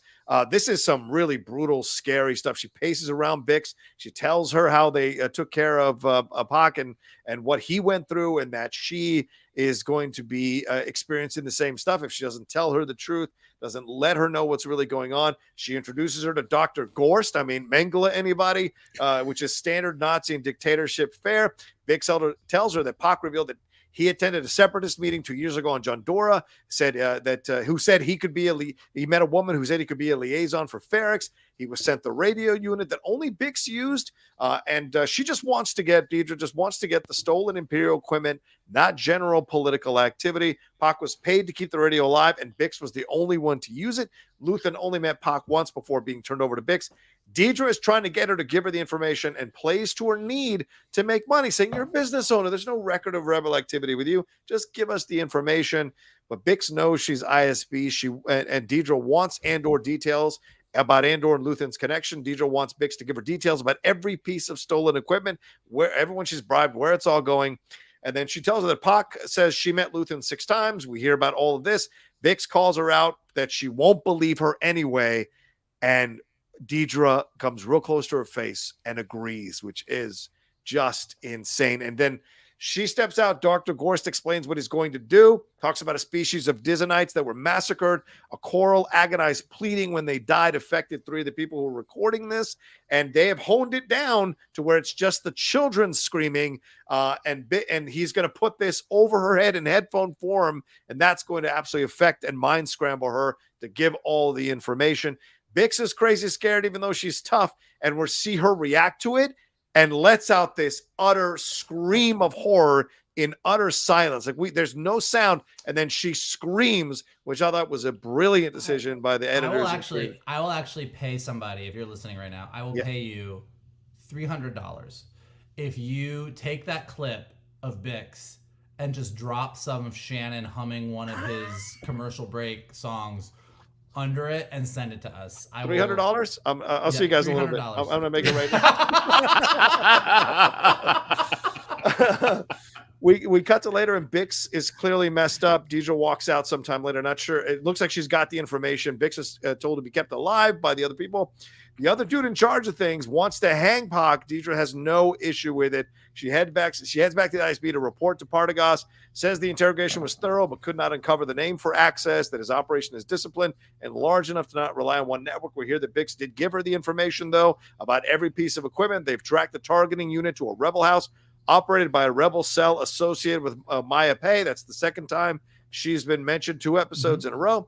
They notice that Cassian is all through this information, and she is trying to connect him to Aldhani with Partagas, which Partagas initially resists, but then eventually is won over because of the shaving face or whatever. They talk about her mom. She says that she left Marva alone to leave her as bait. We cut to Bix, and she is clearly just messed up there. Then we go to Syril. I'm going to leave the Syril scene till we get to the Syril Karn storyline. So let's leave that out for now. After the Syril incident, a rebel pilot we find out has been picked up using a stolen Imperial masking unit. He is being held in a destroyer of Steerguard. She reports to Partagas. Gorst has got information out of him pretty quickly. That doctor works well, that evil son of a bitch. A rebel pilot, we find out, is from Anton Krieger's group, and tells them there is a raid plan for the power station at Spellhouse. It's the exact information that Luthen gave Saw in the last episode. Dedra says they should kill the pilot, throw it out there into space, and they'll tow it into Karafine, and they'll essentially have a Trojan horse because they'll bug the ship, and they'll be able to find out where these people are. So, Michael, Dedra Meero, her progression through all of this, leaving out the scene with Syril, which we'll get to later. What are your thoughts on her progression here as really, as her power has grown into becoming the real villain here in this series? Watching her do what she does, I think Christoph Waltz at the beginning of Inglourious Bastards, that opening scene is a great scene. That's a great connection. I think that she wipes the floor with Christoph Waltz. Wow. I think that she is so good at what she does that scene with him looks like fucking child's play at this point. She is so intense and so real and so chilling. Like, she is just a straight badass. She might be my favorite Imperial officer of all Imperial officers in the history of Imperial officers. Like, she is so good at what she does. Yeah. And look, I'm not rooting for her by any stretch, but watching a bad guy be so smart is a great thing. Oftentimes what happens when you're writing a bad guy, because spoiler alert, we're all on the good guy's side and they usually win, you usually have to have the bad guy be a little arrogant or a little stupid, or they don't quite put all the pieces together, or, you know, like you always, like the villain always has to have that one thing that they're like, oh, here's why I didn't figure it out because I just was too focused on this. She's fucking great.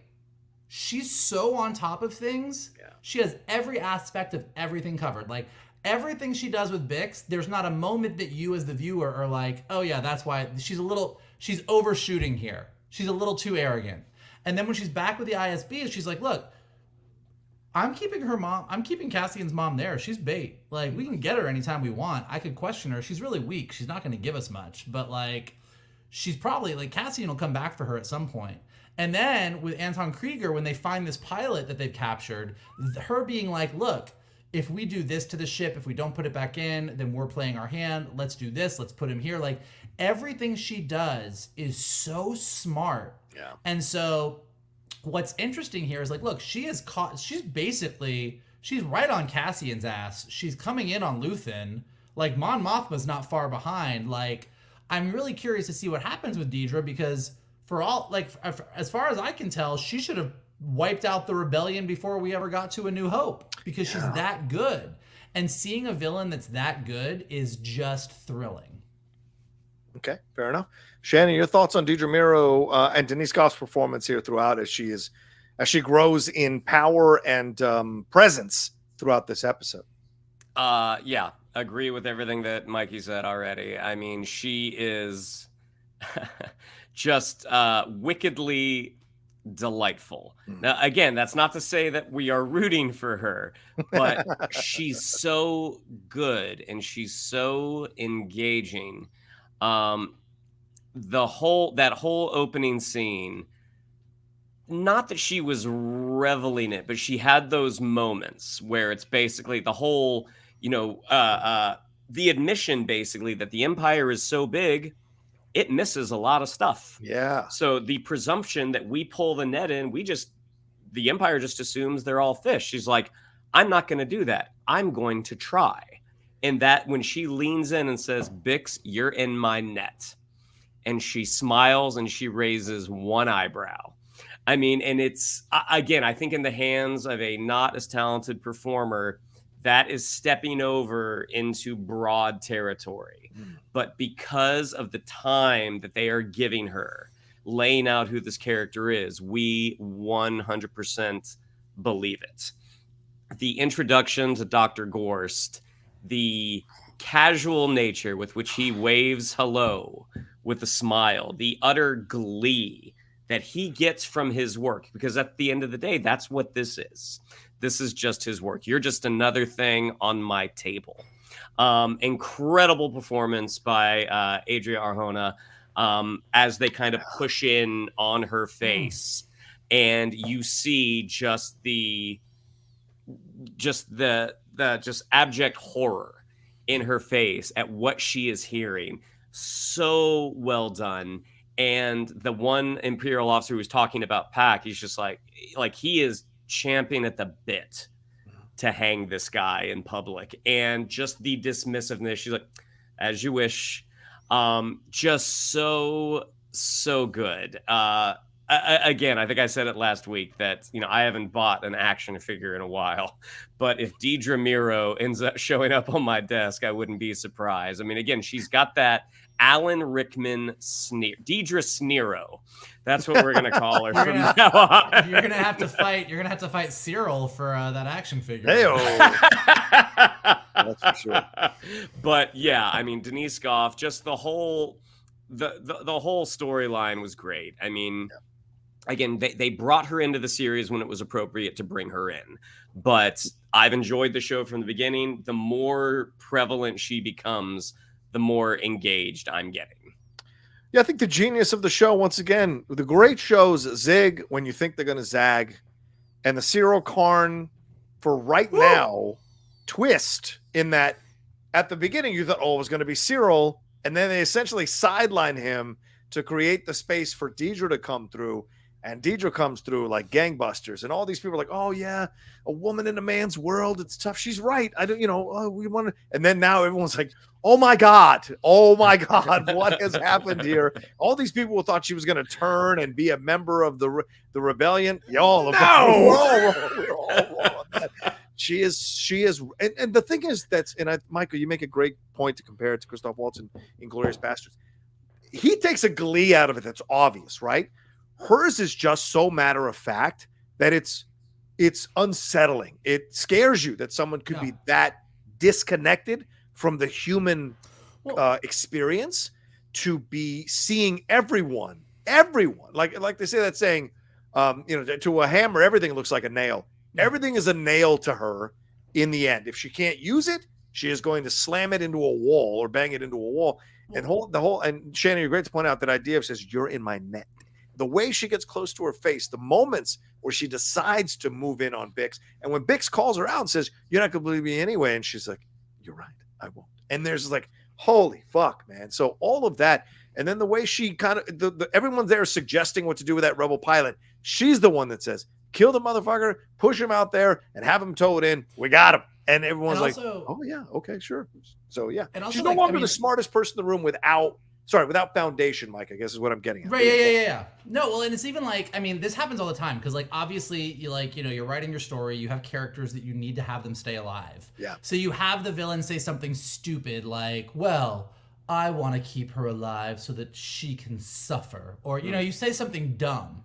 But, like, with Bix, it's like, hey, she's the only one that can identify Axis. She knows what Luthen looks like. Like, so don't kill her. But yeah, go hang the other guy. I don't give a fuck. Like, it's just like every choice that she makes feels like it's well thought out and she knows what the fuck she's doing. And so it's like having a villain that is that capable actually makes her much more thrilling, because your heroes have to step up their game. Yeah. Because that hero that villain is right on your heels. Yeah, for sure. Intelligent evil is the most unsettling evil for sure. Jay Master says, Olaf dying peacefully was very emotional. Hit me straight to the heart of my grandpa that passed away back in 2014. Where during the moment I was crying a lot, which I still remember to this day. Yeah, I hear you, Jay. It was a moving moment. And certainly we saw Kino break emotionally in that moment as well, as he was holding him, maybe sensing for himself, maybe the character sensing his father, that guy standing in kind of for his father as well. So yeah, there was a lot of emotion. And I think like it's a really subtle thing, but we talked about last week when that guy like fell on the floor. Yes. And killed himself, and nobody gave a fuck. They were like, oh, he's gonna smell. We gotta smell this all night long. And the fact that table 5, Olaf clearly holding them back. Yes. Like, clearly not good for them. But the way that Andor sort of traded spots, and the way that they all sort of still tried their best to keep his failing health a secret, to not show it, it made that death feel so much more real. Because, like, in a world where everybody is looking out for number one and the Empire is trying to turn everyone against each other, this was just a really nice, subtle way of showing that these people still had a level of humanity, which then made the moment when he finally did have that peaceful passing that much more effective. Yeah, agreed. Philly G sent in a little bit. Thank you, Philly G. Appreciate that. And TX Alex says, just popping in to send some love. We'll listen later while I cook dinner. Keep up the great work, y'all. Thank you, TX. Very kind. Anna C. Vasquez says, and this is early, we'll talk about it later. She says, Syril's mom is an energy vampire. Yeah, I can see that. I can see that. What's that, Syril? Yes, I can see that. But we'll definitely talk about that in just a second. Let's jump into the next storyline. That's the Mon Mothma storyline right after this. All right. Let's hit it. The Mon Mothma. Shannon's like, I'm not doing any more songs after you made your jokes. I'm not giving you any more bullets to load in the chamber. This is great. All right. Mon Mothma's in the Senate. We see her. She's announcing her opposition to the Emperor's new public safety regulation. She's talking about Empire overreach, which she's been consistent over the last few episodes. The other senators are battling amongst each other, and the lights are being turned off as they debate amongst. That's pretty cool. I don't know if I missed that in the prequel trilogy, because I've only ever seen that thing 2 or 3 times each. But the turning off of the lights, that is awesome. She is in her. Then we cut to her being in her car. Her driver tells her that her cousin has arrived at her residence. Mon Mothma walks in, and Vel is there. Lyda is there with Vel, calls her Aunt Vel. So clearly they are related. Gives her a dress for Lyda to try on. She runs off, the frivolous little girl, and they're in cahoots together and talking about the rebellion, discussing their issues with the rebellion. Vel is much more dedicated to the rebellion than Mon Mothma seems to be at this point. Mon Mothma a little shaky right now because of everything that's going on, all the moving pieces and the fear of her position and how they could find out about her, where Vel is a little more adamant. So ironic, considering the last episode, Cinta was much more committed to the rebellion than Vel in their relationship. So we cut to them eating with Perrin later, and he is asking about Vel getting married, and it says that she needs to find a widower now because no one at her age who's worth a damn is single, and she plays along with it. Clearly, you can tell this is dripping with anger off her face because, of course, she's a lesbian. He mentions Tay Kolma, and Lyda responds with some shot about it being her mom's old boyfriend. This causes Mon Mothma to shoot a glare at Perrin and say, did you tell her that? And she says, yeah, he was my boyfriend in grade school. It was so long ago. Perrin hopes that Vel hasn't gotten political. All the interesting people are getting very tedious these days. Oh, where have I heard that before? Mon and Vel talk about Take Home. Vel encourages her that they have chosen a side as they walk away from Perrin and Lyda. Mon Mothma wants Vel to go back and be a spoiled rich girl for a while. Take Home tells her later on that there are issues with her money. So after Vel and Mon Mothma have their scene, we cut to later Mon Mothma and Tay Colma having a conversation. Tay tells her that there are issues with her money, a 400,000 withdrawal. I don't know what the denomination is, so I'll just say 400,000 with credits. Was that credits? Okay, 400,000 credits withdrawal that can't be easily papered over. He says that she needs a loan from a Chandrillan with treasury relationships and a huge business ledger. He suggests Dabo Skulden, which causes Mon Mothma to react in a very strong manner, saying that guy's a thug, and she wonders what the cost might be.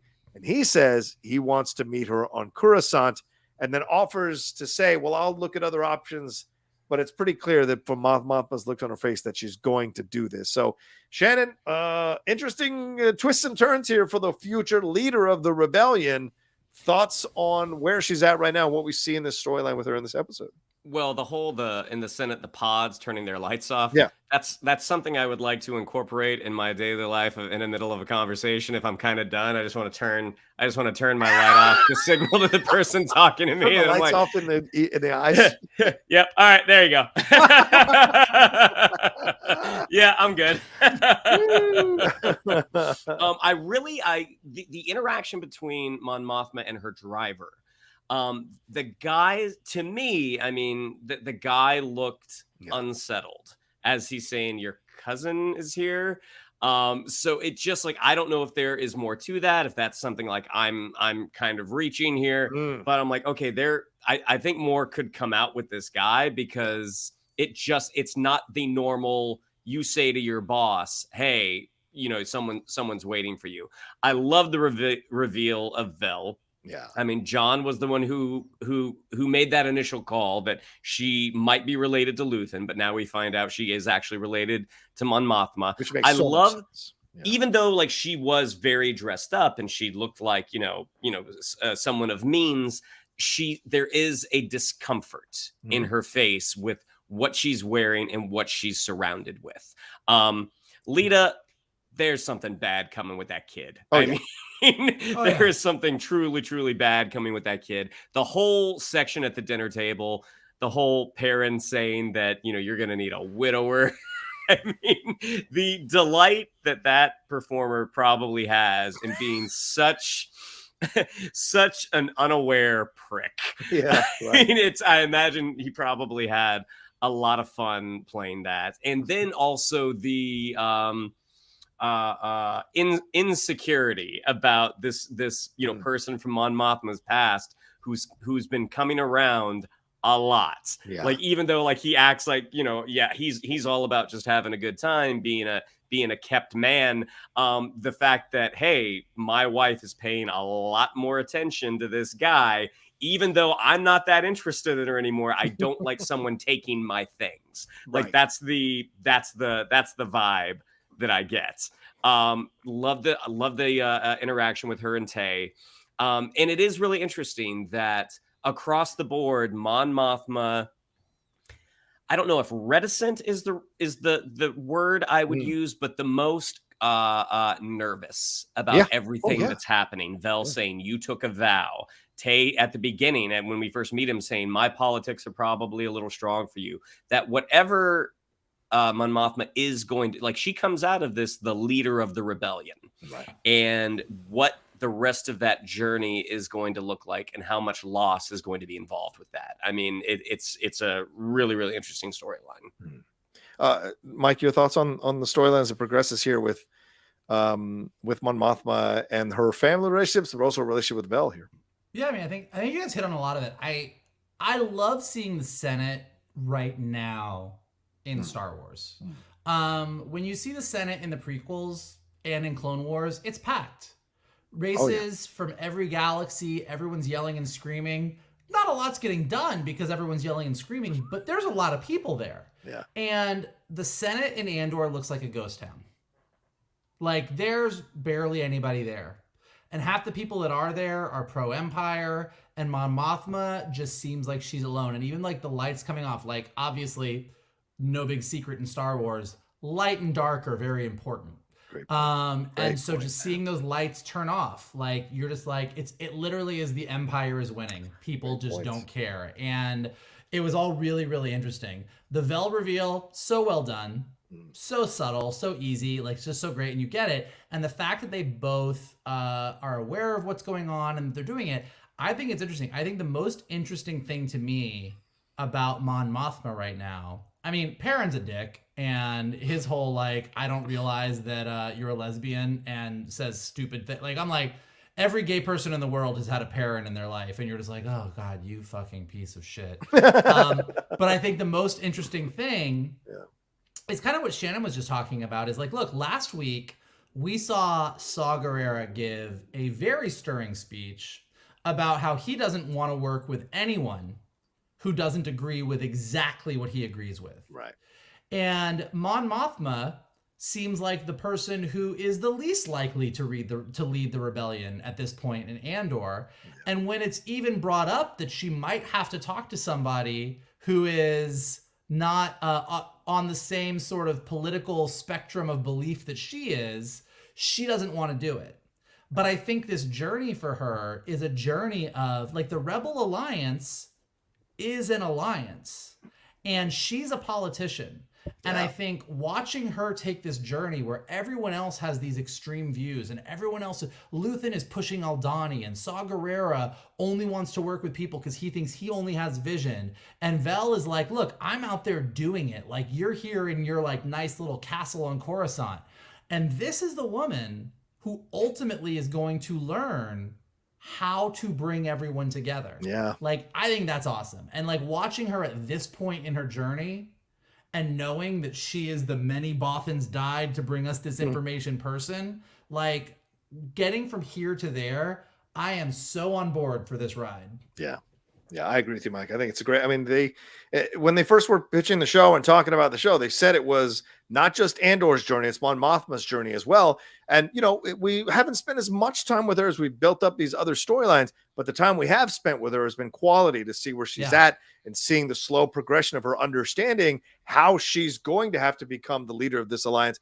And she will have to at times work with unsavory people because the greater good is what matters, the overall goal, achieving that overall goal. So how to work with them but not let them corrupt the thing you're doing is going to have to be the thing that she understands and negotiates here as we go forward. So I love it all. And yeah, it'll be interesting to see the twist when Vel is the one looking up to Mon Mothma versus where it is right now. It looks like Mon Mothma is looking up to Vel a little bit. If she survives. Yeah, fair enough. If she survives, good point. Yeah, and Leda and Perrin, I've put the clock on the wall already for those two. They're gonna die in some way. I also think just as I was saying, the prison commentary from earlier with the Andor storyline, I also think there's a little commentary here that maybe Bo Willimon or who's the writer of this episode, or Tony Gilroy is throwing in, having Perrin, who is the fop of the episode, as you said, the unrepentant dick, be the one that says, oh God, are you political? That's so boring. Maybe making a little commentary about those people who say to you, oh God, you're putting politics in everything. Please don't put politics in Star Wars. Don't put politics. Oh, it's so boring. When in fact, politics is super important. Got to be aware of what's going on in the world because it can affect your everyday life. So I wonder if they were making a little bit of a shot at that, but I don't know. I mean, this show does seem to be just like the biggest fuck you to anyone on Twitter who's ever said, why are you putting politics in Star Wars? Yeah. Like this show just sort of like comes and like like the security droids like K2SO just like chokeholds you and says, it's about politics. Yeah, exactly. You get it. Yeah. So yeah, it would seem pretty obvious to me, but all right, let's see. What are you all going to do if at the end of season 1, the big reveal is that Perrin has been working for the rebellion the whole time and he is just the most incredible double agent ever? I'll be honest with you. After having endured Game of Thrones and come around on Daemon and House of the Dragon, nothing surprises me anymore. So I would be like, if you make it work, I'm in. If you can make it work, I got no problems. All right, let's get into the last storyline. We'll take a quick break. We'll get into the last storyline here, and that's the Syril Karn one real quick. No, nothing. Oh, come on. Come on. See what your jokes did, Michael? See what your jokes did. You had your fun. You had your fun. All right, this one's a quick recap because it wasn't that big of a storyline. But Syril Karn here, we see him with his mom. Edie walks in, commenting on his getting home late, getting up early, changing his hair, changing his clothes. This woman is an energy vampire. You're not wrong there. She wants to know if he is eating. She is searching his room, apparently. Oh, my God. Can you infantilize your adult son even more? Searching his room and has been in his, quote, private box. He has ways of knowing if she's been in his private box. She talks about all she did for him and how badly he has treated her with his neglect, how she hasn't broken from his neglect. The guilt level is like astronomical. She's Dedra Meero for guilt. That's what she is. He says that he kind of lets it slip that he's been promoted. That changes her demeanor completely. And she comes over to his side and sits down with him and says, I knew they'd see your promise. I knew they'd recognize you. We cut to him later. He is at the ISB standing outside. This is after Dedra told him in the last episode, do not come near me, cut this shit out, go someplace else. But we find out that he has been waiting because Dedra walks up. She is shocked to see him for a moment. And he says he says to her that he has been waiting for her. He stood outside here waiting for a number of times. They have a tense exchange about his feeling that he is meant to be important and that he knows that she shares that feeling as well, that she feels that way about herself. And he says that, with this conversation we had, and she's like, what conversation? I interrogated you. There was not a conversation, but he says all this stuff about how he feels destined and he feels like connected to her and all this kind of stuff. She tries to walk away and then he grabs her arm. Sweet Jesus. I let out a yelp when he grabbed her arm. It was involuntary because I'm like, holy shit, do you know who you're trying to do this to? She rips away and tells him that this is the last warning. If he tries this again, he'll be in a cage in the outer rim. And that almost seems to turn him on in that moment, and she slams her shoulder into his arm as she walks away from him. So, Michael, what an exchange between these two. Insane to see this. And the Syril Karn stuff with his mom. I mean, they're making a commentary about this guy as well and what he represents in the world for sure. What did you think of this? Watching a guy who gets dressed down by his mom for multiple episodes and then gets dressed down once by Dedra and is like, you are the stars in the sun and I want to marry you. I'm like, well, your mom issues are deep. Abuse me more. Your mom issues are real deep. It's so funny because like it actually took me by surprise. Yeah. Like I was watching it and I expected him to like grab her and be like, look, I know you need me. I know that I can find Cassie and Andor for you. I am really good at my job. And if we teamed up, we could do this. And then like they team up and they do it. And when he was like, I love you. I was like, Like, I was like, what? What's happening? It was so out of left field. And I was just like, he's crazy. Yeah, right. He's a stalker. We've spent so much time on Syril. Yeah. And now he's Dedra's stalker. And where this goes, yeah, I have truly, like, he is just a wild card. Yeah. Like, Dedra, super smart. Tracking Luthen, tracking the rebellion, tracking Cassian. Cassian, on Narkina 5, gonna break out. We know he joins the rebellion. Mon Mothma, we know she runs the rebellion. We know what everyone's doing. Syril is hanging out outside of ISB being like, you are the most beautiful woman that I've ever seen. Please interrogate me more, doctor. And like, I'm just like, what is this? Like, where does it go? Like, it is fascinating because it is the piece of this that I'm like, whatever happens with Syril, like, I really trust them at this point because the show has been excellent and we only have 3 more episodes. Whatever happens with Syril is gonna be fucking gangbusters. Yeah. I don't know what happens, but it's gonna be great. Shannon, your thoughts on the whole Syril storyline here and the 2 scenes we got with him, both with strong women in different ways in this episode. I mean, Catherine Hunter, who plays the mom, is just, I mean, her voice is just so specific. So like she is moments away from licking her hand and fixing his hair. Like the fact that this man lives on Syril is one thing, but the way that she talks about, what is the return? What is the return on my investment? Like, I've given you a place to sleep. I make 2 meals a day. I could have collapsed under your neglect. I mean, it is just so heavy-handed. And the whole thing about is just like, you've been in my private box. All I'm thinking is about his collection of human teeth that he has. And then to see the 180 that she does, as you guys mentioned, when he mentions that he gets a promotion, like, oh, Uncle Harlow's going to be so proud. I mean, it is just so unsettling. And after that revelation, the fact that she pours him a little more cereal, like, you've been a good boy, I'm gonna give you a treat. So that totally lines up with him wanting to get to Dedra. And even like, it's just the show's just breaking so much new ground that we've just never seen in Star Wars. Like that we're basically looking at what is essentially an office, and this dude hanging out like a creeper. It is so icky. And then it's it's the danger of like, hey, don't be nice to anybody because someone's gonna read it the wrong way and think that it's romantic. I mean, the whole thing that where he says, my boss seems to think that you're the reason that I got this promotion. It's like, I didn't have anything to do with that. It is just so, again, it's just so unsettling. And after she does shoulder check him, after threatening she shoulder checks him arrested, she shoulder checks him. And he kind of looks down, and there is the faintest hint of a smile.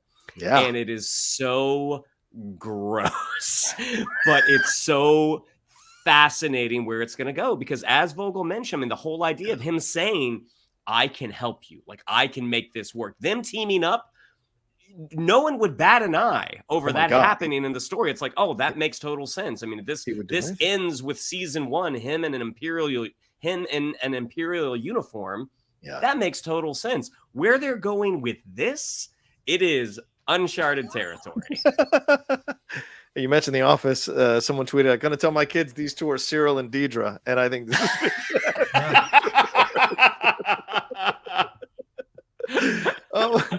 I mean, I love it. This is such, as Michael pointed out, such a great X factor. And Shannon, you saying we don't know where this goes. This is uncharted territory. This is taking the I love you, I know, and just cracking it in half. And you're like, oh my God, what is this? Han and Leia, I love you, I know. Syril and Dedra, I love you. I will have you arrested.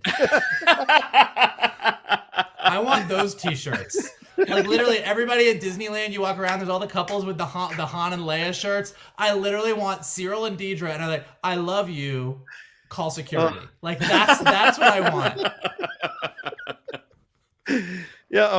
Command Z, her fascist dream girl, interrogate me more, step on my balls. Yeah, exactly. That's basically it. Those two. But she didn't have him around. Look, a lot of my female colleagues posted about this scene and talked about, we've experienced this with men waiting outside our places of work, or fans who watch us and stuff. So absolutely, the stalking is creepy as fuck. But somehow in this situation, it feels like it might have worked. And I don't know if I'm off base or not. There's three dudes. We're not a woman talking about this, but it feels like, because she doesn't have him arrested, she doesn't have him thrown in jail, she probably did have a hand in his promotion, but doesn't want him to fucking take any kind of solace in that. And she shoulder checks him. For an incel, that's a woman touching you. So how he takes it, that's almost affection for him to be shoulder checked by this woman. And I imagine in his private box, my friend Molly in Star Wars explained, what do you think's in his private box? And I was like, I think he's got pictures of Dedra with himself pasted next to her. I think he's got pictures of Cassian with X's through the eyes. And God knows what else is in that box, a MAGA hat or something. But it's insane. Picture of Max Rebo. Max Rebo. Just because. It's insane. But I love that this is such an out of left field thing. And where they go with this is going to be really, really interesting, because those two feel like Stormfront and Homelander are having sex. And that just scares the shit out of me about what that could lead to if he becomes essentially her puppy dog in this whole thing. He could be the most ruthless guy because he just does whatever she wants him to do to carry out her more sadistic impulses against some of these people in the rebellion. So it's going to be real fascinating to see where we go with this. But I love that they've thrown this in here, man. You know, if they have Syril kill his mom and dress up as Edie, and just go full Coruscant like psycho, like it's true. That's what I want. I want Syril walking around being like, well, Syril, let's get you a new job in a wig and like the whole bit. Mike Kalinowski can play Syril at Universal. Like, it'll be great. God's eye view as he comes out and kills Kino on the staircase. He's falling backwards. Daryl on Fiction says, come to the dark side. We got dresses and odd ladies. Yeah. DK says, showing up at someone's job is how you should know you're wrong.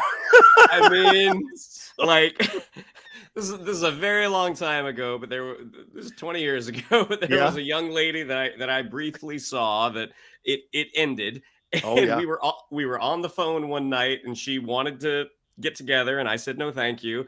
And she said, well, look, I'm not crazy, but I am in your driveway. And I lived with my mom and dad at the time, and I'm like, I'll be right out. It's a crazy world in love and war for sure. That's for sure. All right, we've got some Streamlabs come through real quick. I'm reading real quick, and then we'll wrap up here. Stan Hemhill says, "What do you think the chance of more Star Wars shows like Andor, even though the ratings are lower than other shows? I'm loving this show, maybe more than all the others. Well, all the others, other than The Mandalorian. Grogu rocks. What do you guys think? Any chance that they might, although it may not be getting the best views, it is critically very much streaming is a different animal, and I think that views are part of it, but also attention is part of it. And I think Andor is getting the right kind of attention for Lucasfilm and Disney and everybody to say, oh, we should do more of this. Yeah. Maybe we should adjust. Maybe we should put some Jedi in there. Like they'll have all the weird executive discussions that they have, but we should do more of this because people seem to really think this is good. Yeah. Fair enough. Yeah, and I think it depends on the right writer coming in and pitching the right story. I think the knee-jerk reaction, if this does end up, the audience ends up, getting a lot larger, I think the knee-jerk reaction is like, that was successful, let's do that. And that's, to me, that's the wrong way to do it. Like, you want the right person to come in with the story that they want to tell. And if it happens to be tonally similar to Andor, I think that's the best situation. Right.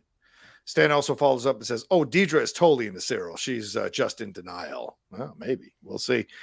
Edward says, to steal Kalinowski's tweet, can't wait for Dedra to angry hate F the cereal boy Syril. So that's certainly possible.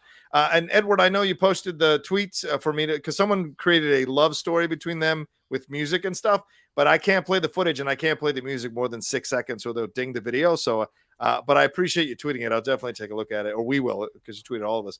Jay Master says, Campia points out, this is John Campia, points out in his live spoiler discussion for Andor episode 9 on Wednesday that Mon Mothma's daughter is doing work for the Rebels.